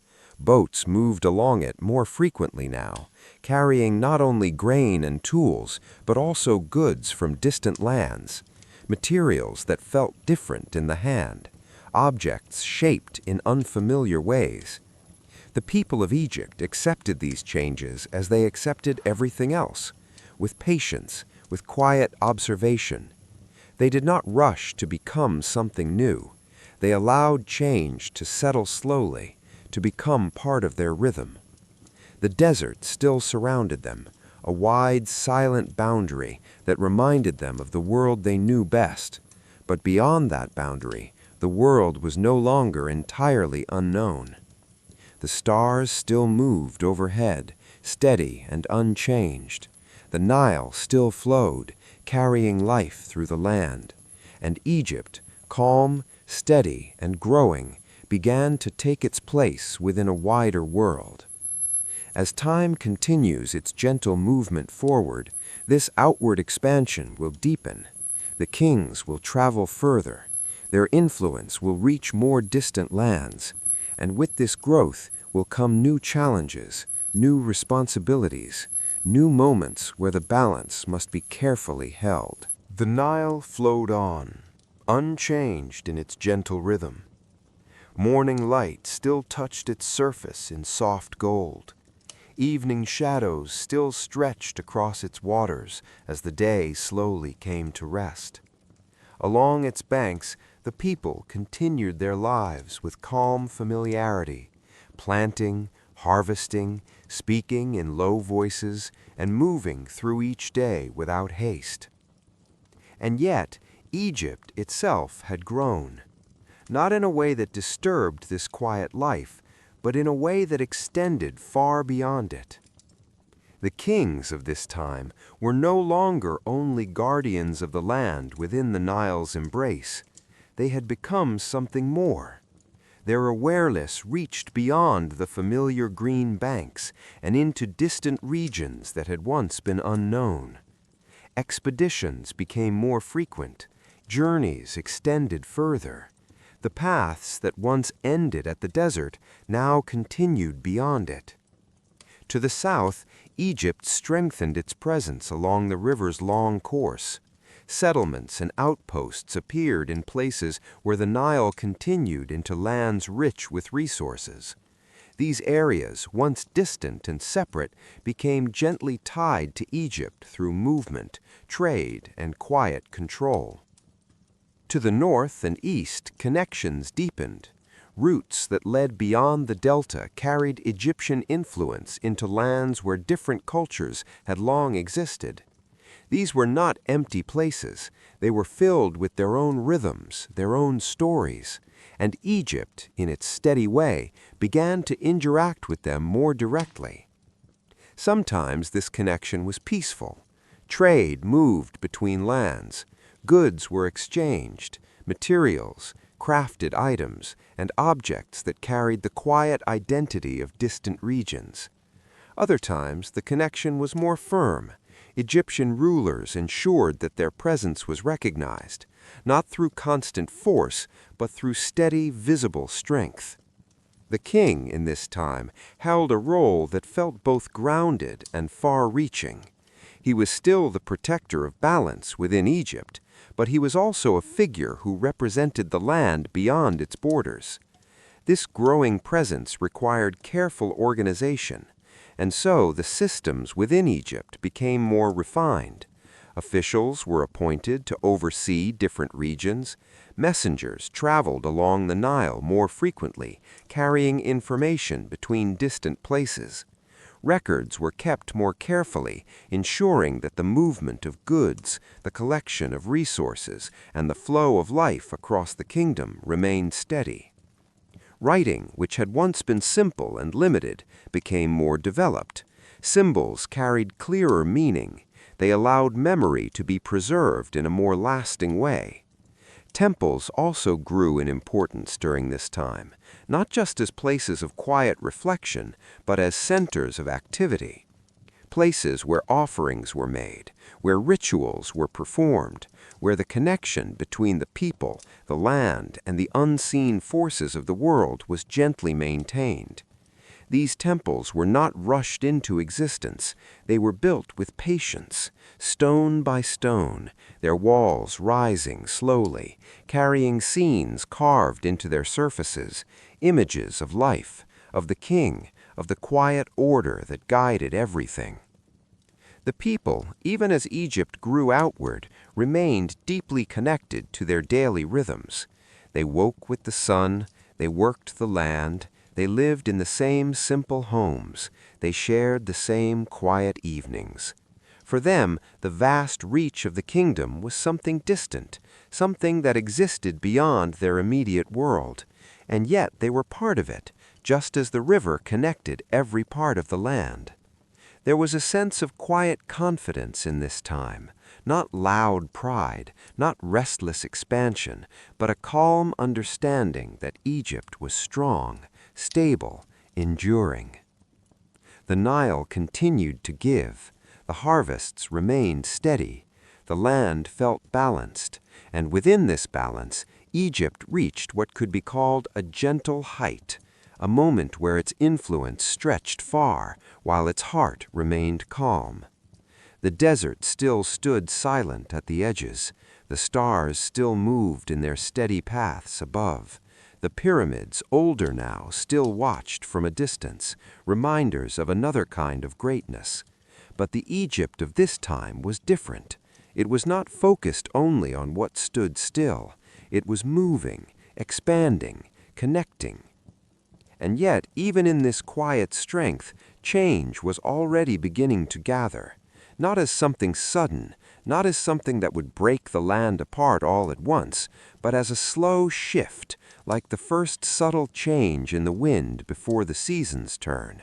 Because no balance remains exactly the same forever. The responsibilities of a growing kingdom are many. The connections to distant lands bring both opportunity and strain.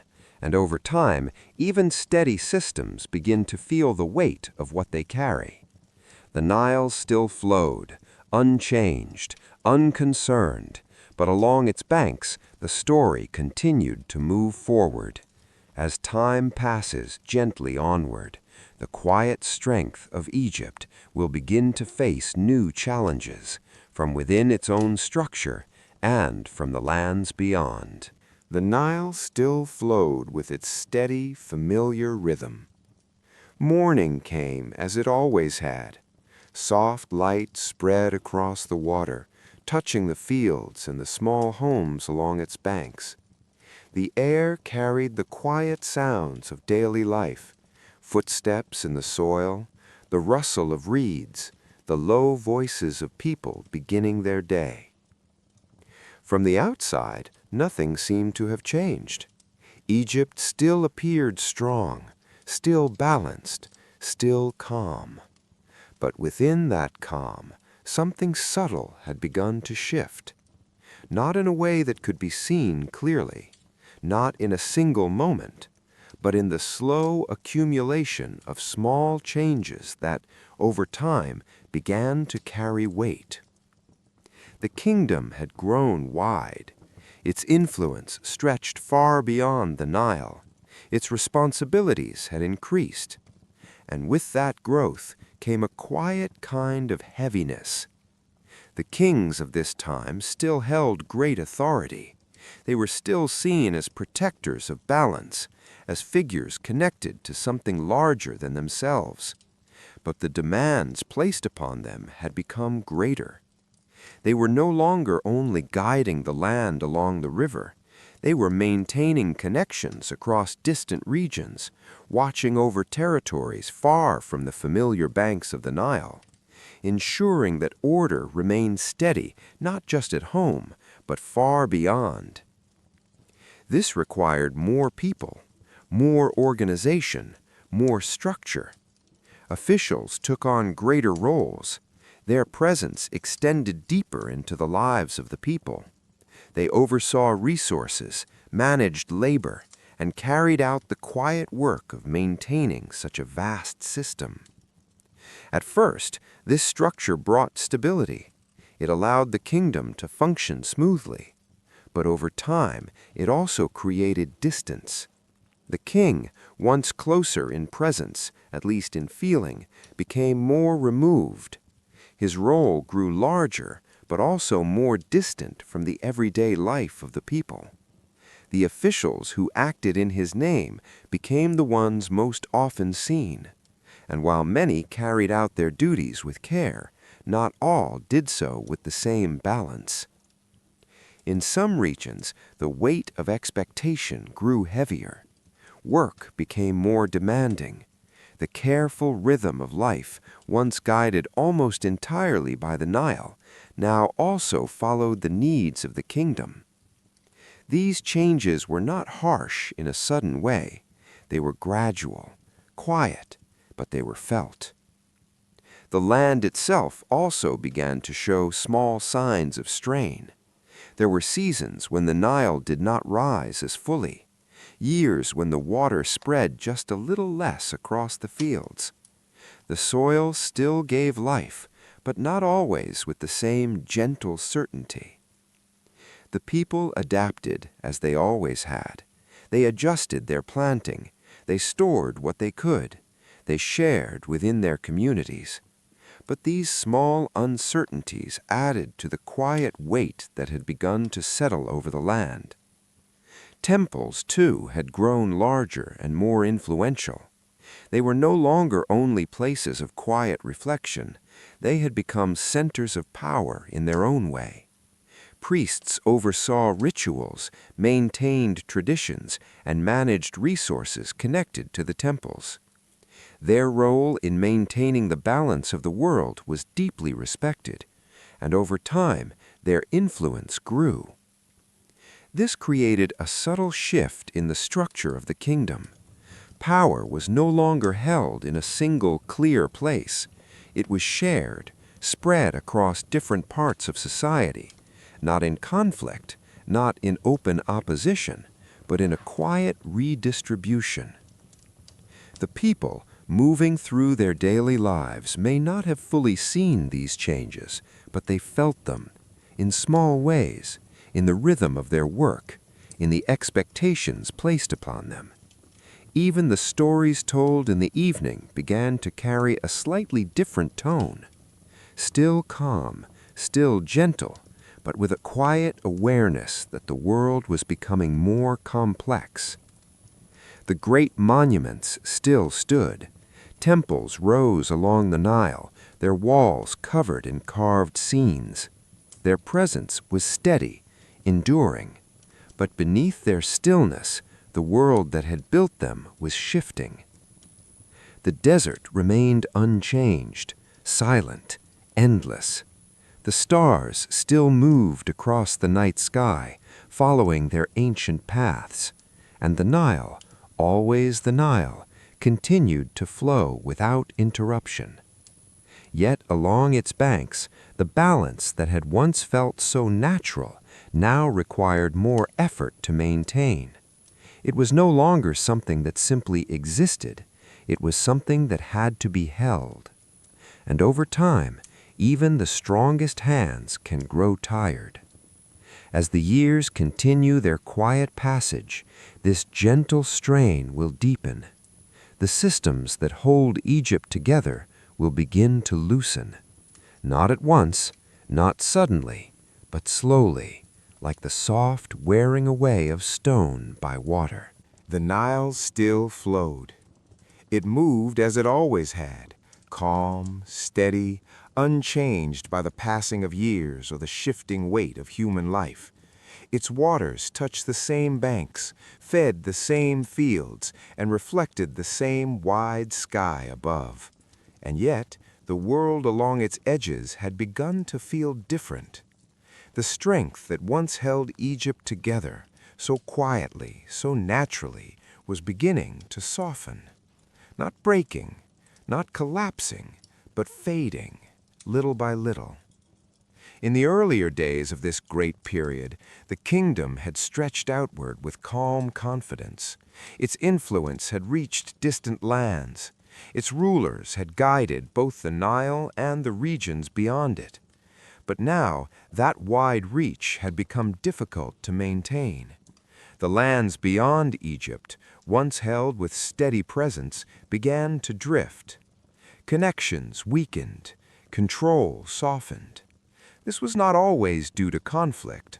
Often it was simply distance. The further a place lies, the harder it is to hold gently in balance. And so, one by one, these distant regions began to move beyond Egypt's quiet grasp. Within Egypt itself, the structure that once felt so steady began to loosen. The king still ruled, still carried the title, still held the place at the center of the land, but his presence felt more distant than before, more symbolic, less connected to the daily rhythm of life. Officials who had long helped manage the kingdom now carried more of the real weight of governance. Some did so with care, with a sense of responsibility, but others, slowly, began to focus more on their own positions, their own regions, their own influence. This change was not loud. It did not appear as open conflict, but it shifted the balance. Power, once centered and clear, became more scattered, more uncertain. The temples, too, had grown into strong centers of influence. Their priests held knowledge, resources, and quiet authority. They guided rituals that were believed to maintain the order of the world, and over time, their role deepened. Their presence became more central to the life of the kingdom. This was not a conflict between king and temple, not in an open sense, but it created a world where power was shared in ways that were not always balanced. The people living their quiet lives along the Nile felt these changes in small ways, in the expectations placed upon them, in the structure of their work, in the rhythm of their days. The land itself added to this feeling. There were years when the Nile's flood was less certain, not absent, but not as full. The soil still gave life, but it asked for more patience, more care. The harvests were sometimes smaller. The sense of quiet abundance that had once defined this era began to soften. And yet, life continued. The people adapted, as they always had. They stored what they could. They shared within their communities. They relied on the quiet strength of their families and neighbors. Even as the larger structure of the kingdom shifted, the smaller rhythms of life remained steady. Children still played near the water. Fishermen still cast their nets. Farmers still walked the fields at dawn. The world did not end. It simply changed. The great temples still stood. Their walls still held the carved images of kings and gods. Their presence remained calm and enduring, but the world that had built them was no longer the same. The sense of unity, once so natural, began to feel distant, like a memory carried quietly from one generation to the next. The desert still stretched endlessly beyond the green land. The stars still moved in their silent patterns above, and the Nile, always the Nile, continued its endless flow. But along its banks, the story had entered a softer, quieter phase. The great height of power had passed, not in a moment, not in a fall, but in a slow fading, like light dimming at the end of the day. As time continues its gentle passage, this fading will deepen. Egypt will once again move toward division, toward a time where the unity of the land becomes uncertain. But even in that uncertainty, the river will remain, a quiet thread connecting all things. The Nile continued to move through the land with the same calm certainty it had always known. Its waters did not hesitate, they did not change their path. They flowed between the soft green banks and the endless desert, just as they had for countless generations. In the early morning, the surface shimmered with pale light. In the evening, it darkened into still reflections of the sky. To the eye, everything seemed familiar. And yet, within that familiarity, something was slowly coming undone. The unity of Egypt, already softened by time and quiet strain, began to loosen further.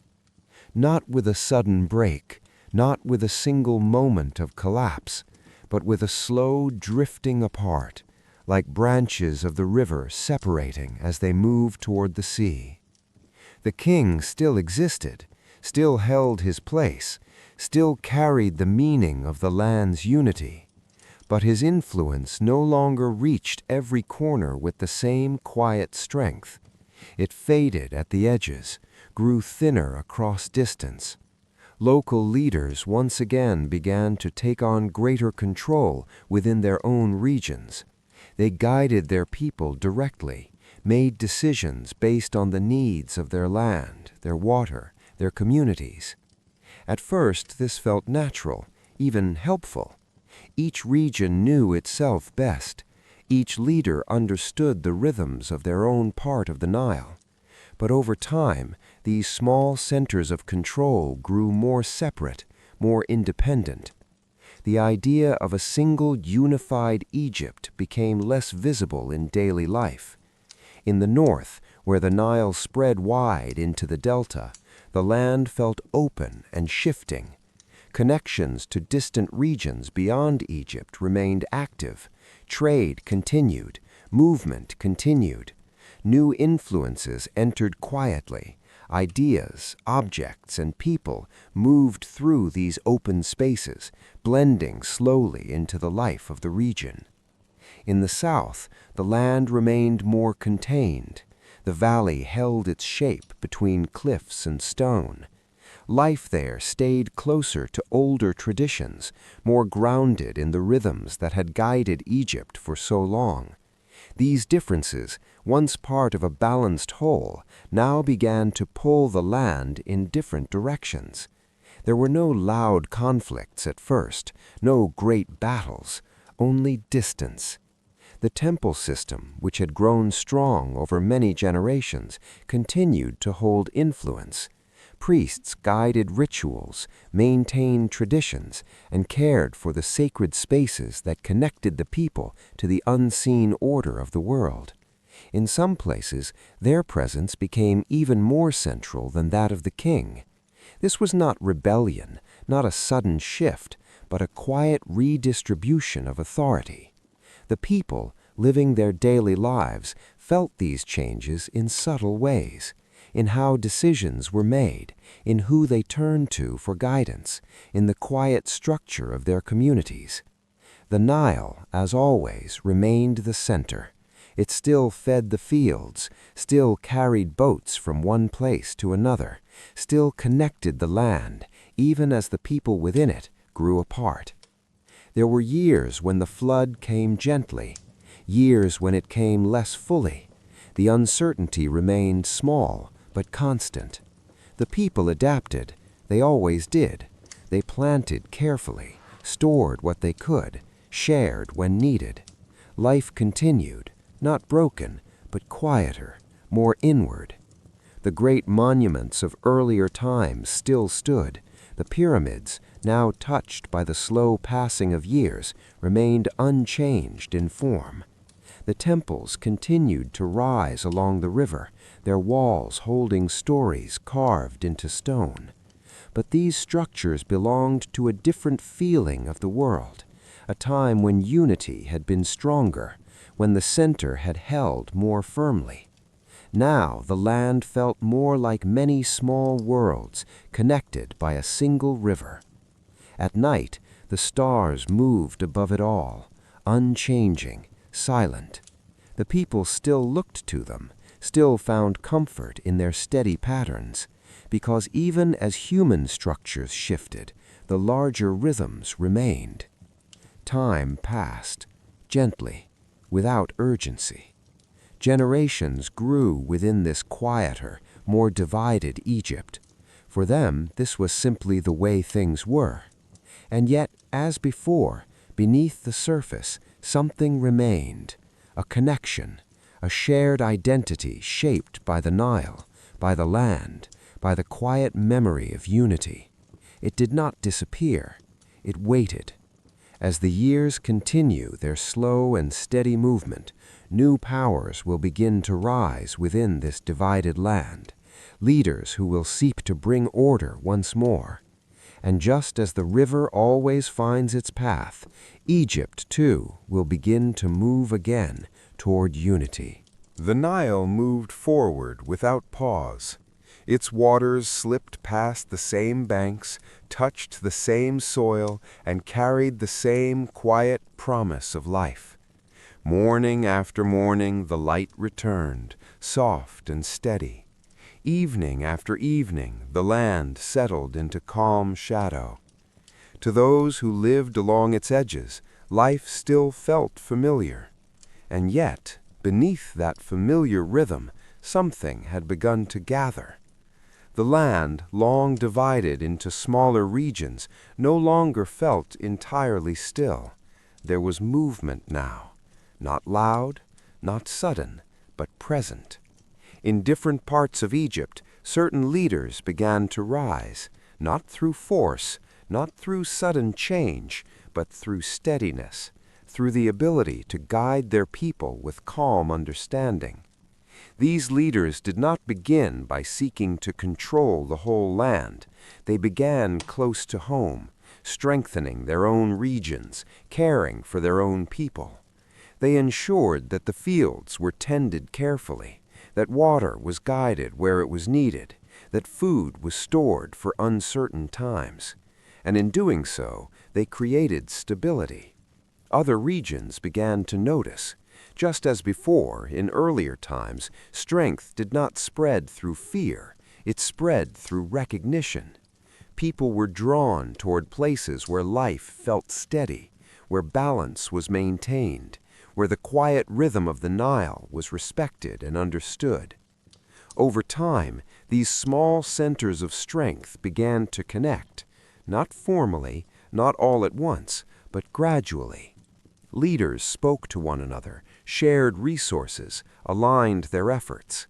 The land, once drifting apart, began, very slowly, to draw inward again.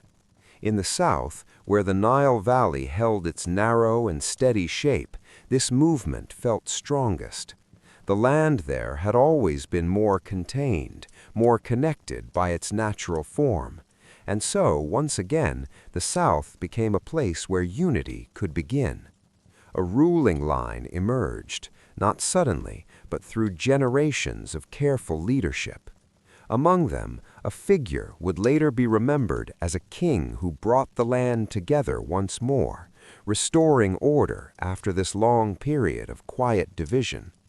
This process, however, was not quick. It did not happen in a single lifetime. It unfolded slowly, step by step, region by region. There were moments of resistance, moments when local leaders held tightly to their independence, but these moments were not always resolved through conflict. Often they softened over time, through agreement, through shared need, because the Nile itself reminded everyone of something simple and constant, that they were connected. Its waters did not divide, they united. And so the land began to follow that same quiet path. The people continued their daily lives. They rose with the sun, worked the fields, gathered in the evenings. But now there was a subtle sense of direction, a feeling that the land was moving towards something. The temples remained important, their presence steady, their rituals unchanged, but they too became part of this gathering, supporting the idea of balance, of order. The desert still stood silent beyond the green banks, the stars still moved above in their endless patterns, and the Nile, always steady, continued to guide everything. As the years passed, the scattered pieces of Egypt slowly came closer together, not perfectly, not completely at first, but enough to create the beginning of unity once again. This would not be the same Egypt as before. It would carry the memory of many changes, many shifts, but it would also carry something deeper, experience. The understanding that unity is not something that simply exists, it is something that must be shaped carefully over time. And so the land moved forward, quietly, patiently. As time continues its gentle flow, this slow gathering will reach its turning point. A new unity will form, and Egypt will once again rise into a period of renewed strength and presence. The Nile moved forward, as it always had, steady and unhurried, its waters gliding past fields, villages, and quiet stretches of desert that had watched over Egypt for countless generations. In the early morning, a soft mist sometimes hovered just above the surface, drifting gently before fading into the warmth of the rising sun. The people who lived along its banks woke slowly, stepping into another day that felt, at first, very much like the ones that had come before. And yet, beneath this familiar rhythm, something had begun to settle into place. The land, once divided into many small and separate centers, was no longer drifting as it had in earlier years. The quiet distance between regions was still there, but it had begun to soften. Paths that had once felt uncertain were now walked more often. Boats that had once carried only local goods began to travel further again, moving along the Nile with a renewed sense of connection. It was not a sudden change, and it did not bring noise or disruption. It came gently, like the slow return of warmth after a cool season. In the southern regions, where the Nile flowed through its narrow valley, this sense of gathering felt stronger. The land itself seemed to encourage unity, holding the river close between its edges of stone and earth. Here, leaders had continued to guide their people with patience, maintaining stability even through years of quiet uncertainty. Their efforts, steady and consistent, began to create something that others could feel even from a distance. Communities that had once stood apart began to look toward these places of calm order, not with urgency, not with pressure, but with a quiet recognition that balance was possible again. Trade slowly increased, not only in goods, but in trust. Messages traveled more frequently, carried by those who moved along the Nile's gentle path. Over time, these small connections began to form a wider network, linking one region to another in a way that had not been felt for many years. The leaders themselves changed in subtle ways. They no longer saw their role as only guiding a single place. Instead, they began to understand that their decisions could shape something larger. Conversations between regions became more common. Agreements were formed slowly, carefully, without force. Each step toward unity was taken with awareness, shaped by the memory of how easily balance could be lost. The people, living their quiet daily lives, may not have seen these changes clearly, but they felt them. There was a soft return of confidence in the land. The harvests, though not always perfect, became more reliable. The work in the fields followed a steadier rhythm. Even the evenings seemed a little more at ease, as families gathered under the fading light, sharing simple meals and quiet conversation. Temples, which had remained constant through times of both unity and division, played their part in this slow renewal. Their presence offered continuity, a reminder of the deeper order that existed beyond human change. Priests continued their rituals, speaking words that had been spoken for generations, maintaining a connection to something that felt steady even when the world shifted. As the years passed, the sense of separation that had once defined Egypt began to fade further. It did not disappear completely, not at first, but it grew less important. The idea of a shared land, shaped by the Nile and guided by a common understanding, began to return. It was not the same as before. It carried with it the memory of change, the awareness of how easily things could drift apart. And because of this, it felt quieter, more careful, more grounded. The desert still stretched endlessly beyond the green banks, silent and unchanged. The stars still moved slowly across the night sky, following patterns that had never been broken, and the Nile, always steady, continued to flow through it all, carrying with it the quiet story of a land that had known both unity and division, and was now, once again, finding its way back to itself. Time moved forward, gently and without interruption, and within that movement, Egypt continued to gather, slowly shaping itself into something whole once more. The Nile continued its quiet journey through the land, unchanged in its purpose and steady in its rhythm. Each day it moved past the same stretches of earth, feeding the same fields, reflecting the same wide sky above. For the people who lived along its banks, this constancy brought a sense of quiet reassurance. Even as the world around them slowly shifted, the river remained something they could trust. And now, across Egypt, that same sense of steadiness was beginning to return in a broader way. The slow gathering of regions, which had taken shape over many years, was no longer just a quiet movement beneath the surface. It was becoming something more visible, though still calm and unforced. The connections between communities had strengthened to the point where they began to feel natural again.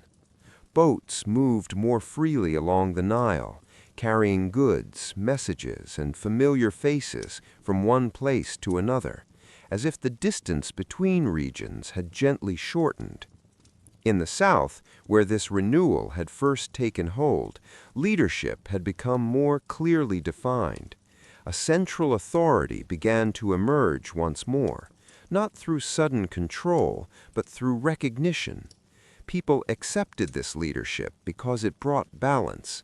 It did not disrupt their lives, it supported them. It allowed the rhythms of farming, trade, and daily living to continue with greater ease. As this structure grew, it extended outward, slowly reaching into other parts of Egypt.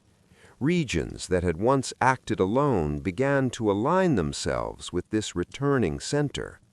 Some did so quickly, seeing the benefits of unity.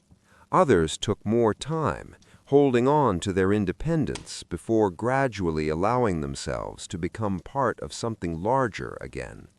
There was no sharp division between these choices, only a gentle blending, shaped by time and trust. With unity returning, Organization also became clearer. The flow of resources was managed with greater care. Grain was stored not only for individual communities, but for wider use, ensuring that difficult seasons could be met with quiet preparedness. The movement of goods along the Nile became more consistent, linking distant places in a steady and reliable exchange. Writing, which had grown gradually over many generations, became more central in this renewed order. Records were kept with greater attention. Names, quantities, places, and events were carefully marked, allowing memory to extend beyond what could be held in the mind alone. These markings were not hurried, they were shaped with patience, each symbol carrying meaning that would last beyond the moment in which it was made. Temples, too, found a renewed place within this structure. They remained calm and steady, their presence unchanged even as the world around them shifted. But now they became more closely connected to the broader organization of the land. They were not only places of ritual, but also centers where resources were gathered and distributed, where knowledge was preserved, and where the quiet sense of balance was maintained. For the people, life continued much as it always had. The fields were planted in time with the Nile's flood. The harvest followed its familiar path. Families gathered in the evenings, sitting together as the light faded, sharing food and soft conversation. But within these familiar moments, there was a subtle difference, a feeling that the land itself was more settled, more connected, more at ease. The memory of division had not disappeared.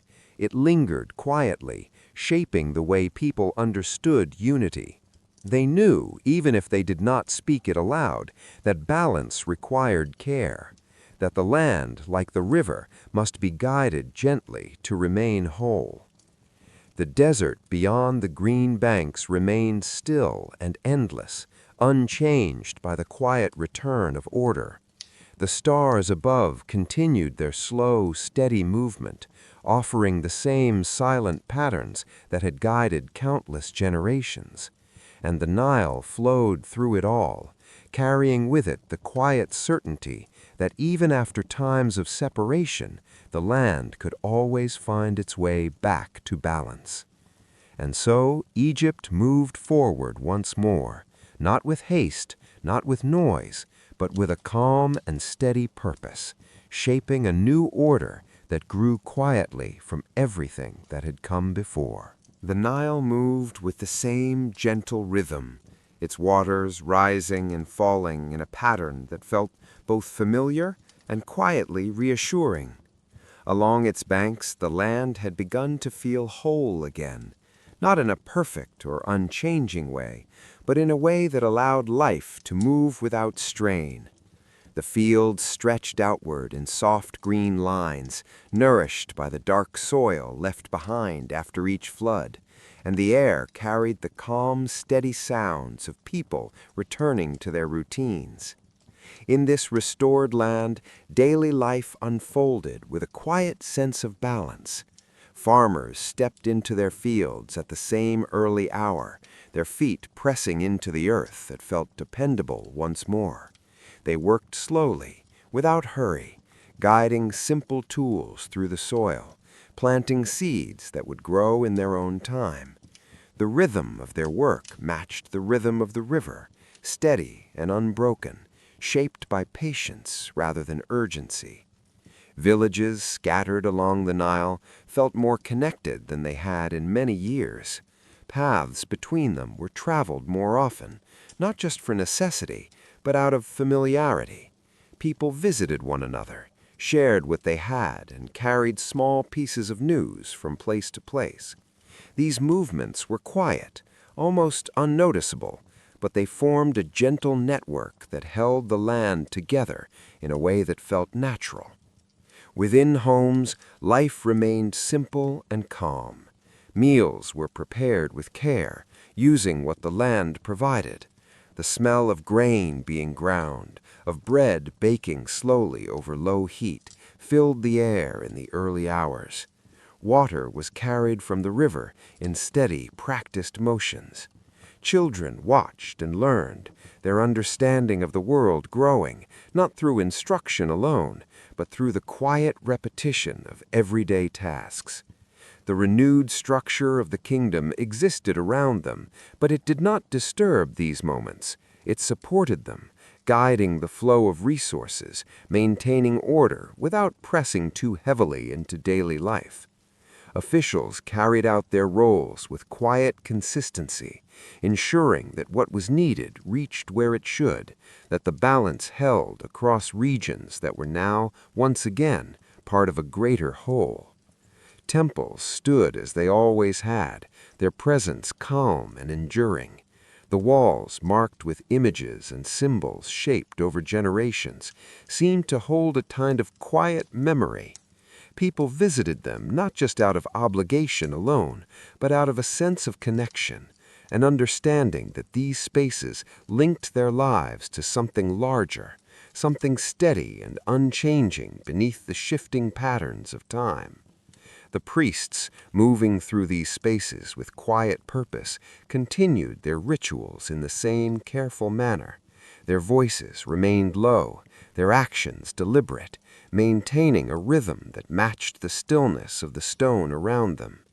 These rituals did not bring sudden change, but they offered continuity, a thread that connected the present to all that had come before. As the seasons passed, the land responded to this renewed balance. The Nile's flood came with greater reliability, spreading across the fields in a way that felt generous but not overwhelming. Crops grew with a steadier rhythm, and the harvests, though never entirely predictable, carried a sense of quiet abundance that had once defined earlier times. Trade, too, continued to grow, though in a calm and measured way. Boats moved along the Nile more frequently, carrying goods between regions that were once distant from one another. These exchanges were not hurried. They followed the same steady pace as everything else, guided by the natural flow of the river. The people accepted all of this without great notice.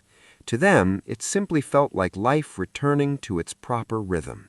There was no need for announcement or recognition. The balance of the land spoke for itself in the ease of daily routines, in the quiet confidence that tomorrow would follow today in much the same way. The desert beyond remained unchanged, stretching outward in silence, a reminder of the stillness that surrounded the narrow green world of the Nile. At night, the stars appeared as they always had, scattered across the sky in patterns that never seemed to shift. People looked up at them with the same quiet sense of wonder, finding comfort in their steady presence. And through it all, the Nile continued its endless journey, carrying the life of Egypt forward without interruption. It did not reflect the divisions of the past or the rebuilding of the present. It simply flowed, steady and calm, as if reminding the land that everything, no matter how it changes, can return to balance in its own time. And so, Egypt rested in this renewed state, not still, not unchanging, but quietly whole, moving forward with a calm and gentle continuity that felt as natural as the river. The Nile continued its soft and steady movement, its waters gliding past the banks as though time itself had slowed to match its pace. In the early hours of the day, the river seemed almost still, reflecting the pale sky in long, quiet stretches. By midday, small ripples formed where boats passed, and by evening, the surface darkened into a calm mirror of fading light. This gentle rhythm, unchanged and reliable, shaped the life of Egypt in ways that did not need to be spoken. Across the land, the renewed sense of unity had settled more deeply. It was no longer something that was forming. It had become something that simply existed. The connections between regions felt natural again, as though they had always been there. Movement along the Nile had become steady and expected, with boats traveling at a calm, unhurried pace, carrying grain, tools, and simple goods from one place to another. In the fields, the work continued in the same quiet patterns. Farmers moved with patience, their actions guided by seasons they understood well. The soil, dark and fertile, responded with a gentle generosity that felt reassuring after earlier times of uncertainty. Crops grew in even rows, and the harvest, though never guaranteed, brought a sense of quiet fulfillment when it arrived. The villages felt settled, their daily rhythms flowing without disruption. People knew their roles, not as fixed positions, but as natural parts of life. A person arose, worked, rested, and shared time with others in a way that felt balanced. There was no need for urgency. Each day unfolded with a calm predictability that allowed the mind to rest as much as the body. Within the larger structure of the kingdom, order had become smooth and unobtrusive. Officials continued their work, but they did so in a way that did not press heavily into the lives of the people. Their presence was steady rather than forceful, ensuring that the flow of resources and responsibilities remained balanced across the land. The system worked quietly in the background, much like the river itself. Temples remained central, their stillness offering a sense of continuity that reached beyond the present moment. The carved walls, marked with careful images and symbols, seemed to hold time within them. People entered these spaces with a calm awareness, moving slowly, speaking softly, as though they were stepping into something that existed beyond the everyday world. The rituals carried out within these temples continued without change. The same words were spoken, the same gestures repeated, creating a rhythm that echoed through generations. These acts did not seek to alter the world suddenly. Instead, they maintained a quiet balance, reinforcing the idea that stability was something to be cared for gently, not forced into place. As time passed, this sense of calm stability spread further into the land. Even areas that once felt distant or uncertain became part of the same steady rhythm. The memory of division faded into something softer, something that no longer shaped daily life as it once had. It remained, but only as a quiet understanding beneath the surface. Trade continued to move along the Nile, not in great surges, but in a steady flow. Goods passed from hand to hand, from village to village, each exchange small but meaningful.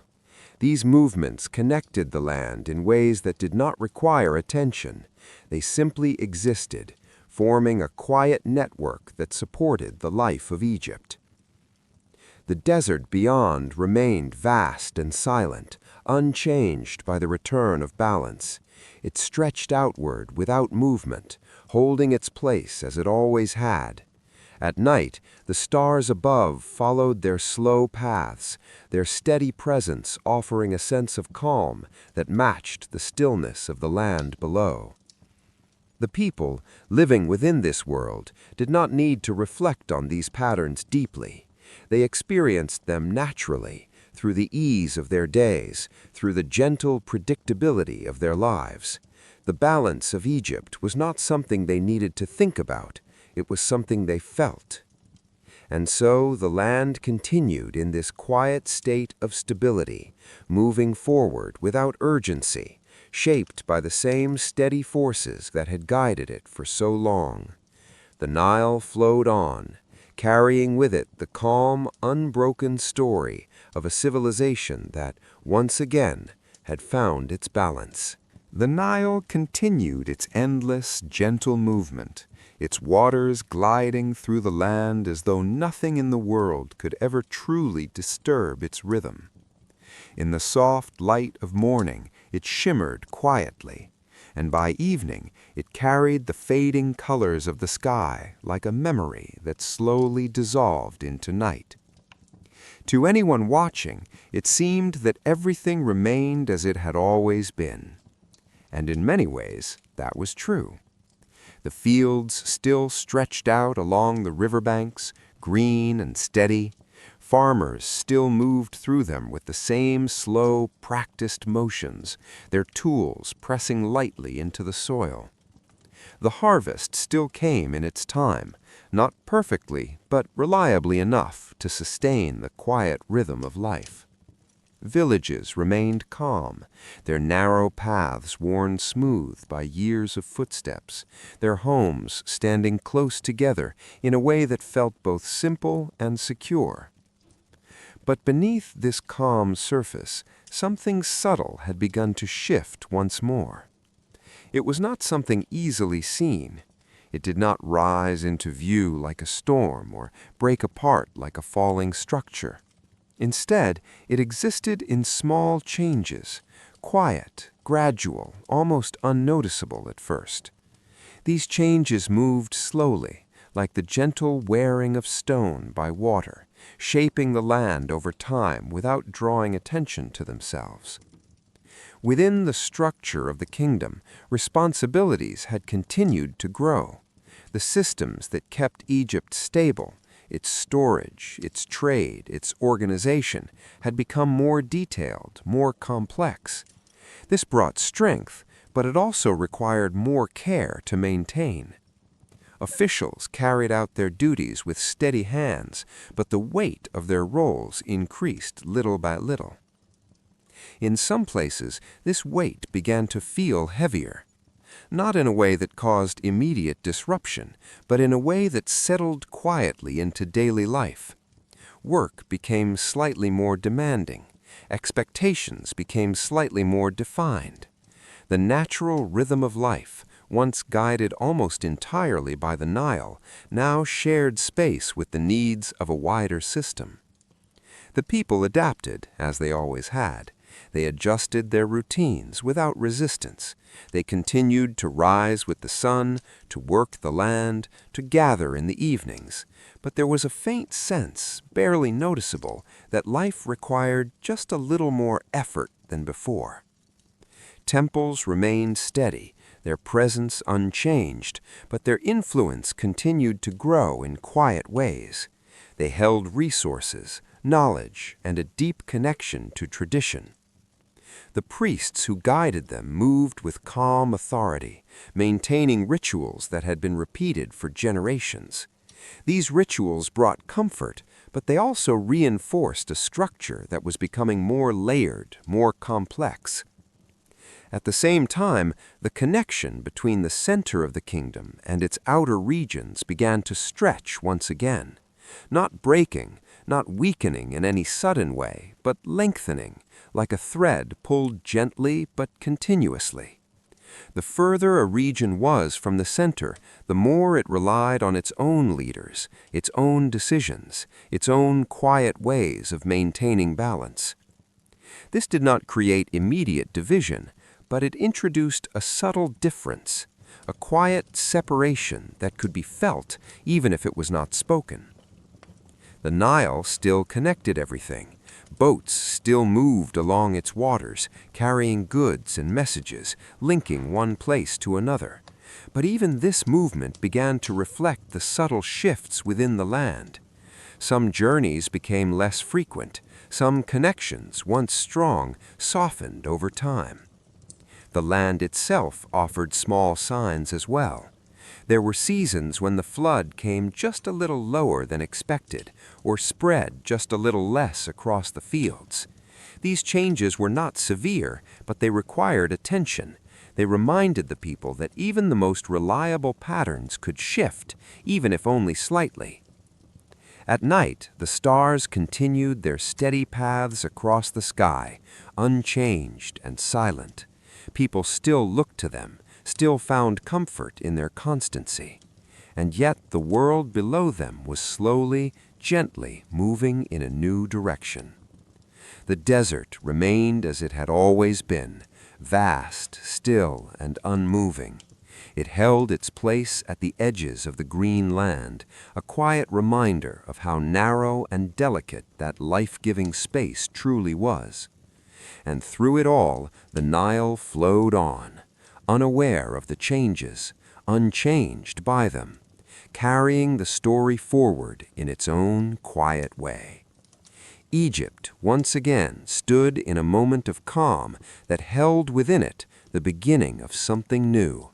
Not a sudden change, not a sharp turn, but a gradual shift that over time would reshape the balance of the land. The Nile flowed on in its familiar way, steady and untroubled, its waters moving through Egypt as though nothing had changed. In the soft hours of morning, the river remained calm, barely disturbed except by the gentle movement of reeds or the slow passing of a boat. By evening, its surface darkened into a quiet reflection of the sky, carrying the day into stillness. To those who lived beside it, the rhythm of life still felt steady. But beneath that steady rhythm, the balance that had once held everything together so naturally was beginning, very slowly, to drift. It was not something that could be clearly seen. There was no single moment when the change began. Instead, it unfolded in small, quiet ways, almost hidden within the patterns of everyday life. The land still gave what it always had, but not always with the same ease. The systems that supported the kingdom still functioned, but not always with the same smoothness. Within the structure of the kingdom, the distance between the center and the outer regions continued to grow. Messages still traveled along the Nile, but they took longer to be felt. Decisions made in one place did not always carry the same weight in another. The sense of unity remained, but it no longer felt as strong or as immediate as it once had. Local leaders, who had always played an important role, now carried even more responsibility. They guided their communities with care, making choices that suited the needs of their land. In many ways, this brought stability to their regions, but it also meant that the land was no longer moving with a single shared rhythm. Each place began to follow its own pace. At first, this difference was small, almost unnoticeable, but over time it grew. The people, moving through their daily routines, adapted without resistance. They always had.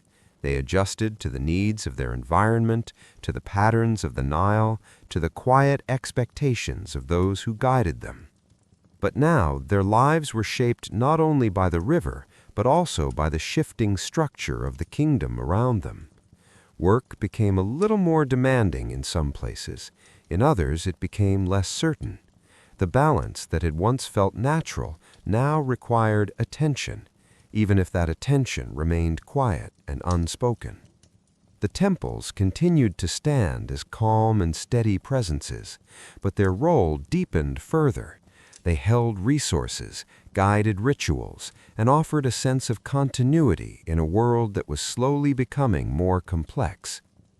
The priests who served within them moved with the same calm purpose, but their influence reached further into the life of the land. This growing influence did not create conflict, but it added another layer to the balance, another place where authority rested. And as authority became more spread out, it became harder to hold everything together in one clear and steady way. The Nile itself began to show small variations. There were seasons when the flood came gently, almost too gently, spreading less water across the fields. The soil still gave life, but it asked for more care, more patience, more effort. These changes were not severe, but they were enough to be noticed, enough to be felt. The people responded as they always had, by adjusting, by sharing, by relying on the quiet strength of their communities. But beneath these responses, there was a growing awareness that the world was not quite as stable as it once had been. At night, the stars continued their slow movement across the sky, unchanged and silent. They offered the same quiet comfort they always had, their patterns steady in a way that the land below no longer fully matched. The desert remained still, stretching outward without movement, its silence unchanged by the shifting balance of the green land beside the river. And the Nile, always steady, continued its endless journey. It did not hold on to the past. It did not resist change. It simply flowed. And along its banks, Egypt moved with it, not in sudden steps, not in sharp turns, but in a slow, almost invisible drift away from the quiet stability it had once known. As time continues forward, gently and without pause, this drifting balance will deepen. The differences between regions will grow more defined, and the structure that holds the land together will begin to loosen once more. The Nile continues to flow. It moves as it always has, without hurry, without pause, carrying its waters through the long and quiet land of Egypt. The same gentle currents that once passed by the earliest villages still move past fields and silent stones, past places where voices once gathered and faded again into time. Morning still comes softly to the river. Light spreads slowly across the water, touching the banks, warming the earth, waking the quiet life that begins again each day. Evening still follows, just as gently, settling over the land in calm shadows, where the sounds of the day grow quiet and the world feels still once more. The story of Egypt, like the river, never truly begins and never truly ends. It rises, it gathers, it grows strong, and then slowly it softens, shifts, and changes, again and again. The great kings who once guided the land now belong to memory. Their names, once spoken with certainty, have become quiet echoes carried through time. The monuments they built still stand, though touched by the passing of countless years. Their walls hold stories, not in sound, but in stillness. And yet the people who lived beneath them, the farmers, the builders, the families who moved through each day, are part of that same quiet memory. Their lives were simple. Their days followed the rhythm of the Nile. They rose with the light. They worked with patience. They rested in the calm of evening. Through times of unity and times of division, it was this rhythm that remained. Not the power, not the structure, but the quiet, steady movement of life itself. Egypt rose more than once. It found balance, lost it, and found it again. Each time a little different, each time shaped by what came before. And in the end, nothing was truly lost. It simply changed. The desert still surrounds the narrow green land, silent and endless. The stars still move above, following paths that do not break or fade. And the Nile, always the Nile, continues forward, carrying with it the quiet memory of everything it has seen. If you listen closely, it almost feels as though the river remembers, not in words, but in its steady flow. A field once planted, a village once filled with soft voices, a kingdom that rose in calm strength and slowly faded into quiet time. All of it moves together now, like water returning to the same endless path. And so the story rests here, not finished, not ended, but simply at peace. The river flows on, and the land, in its own quiet way, continues with it.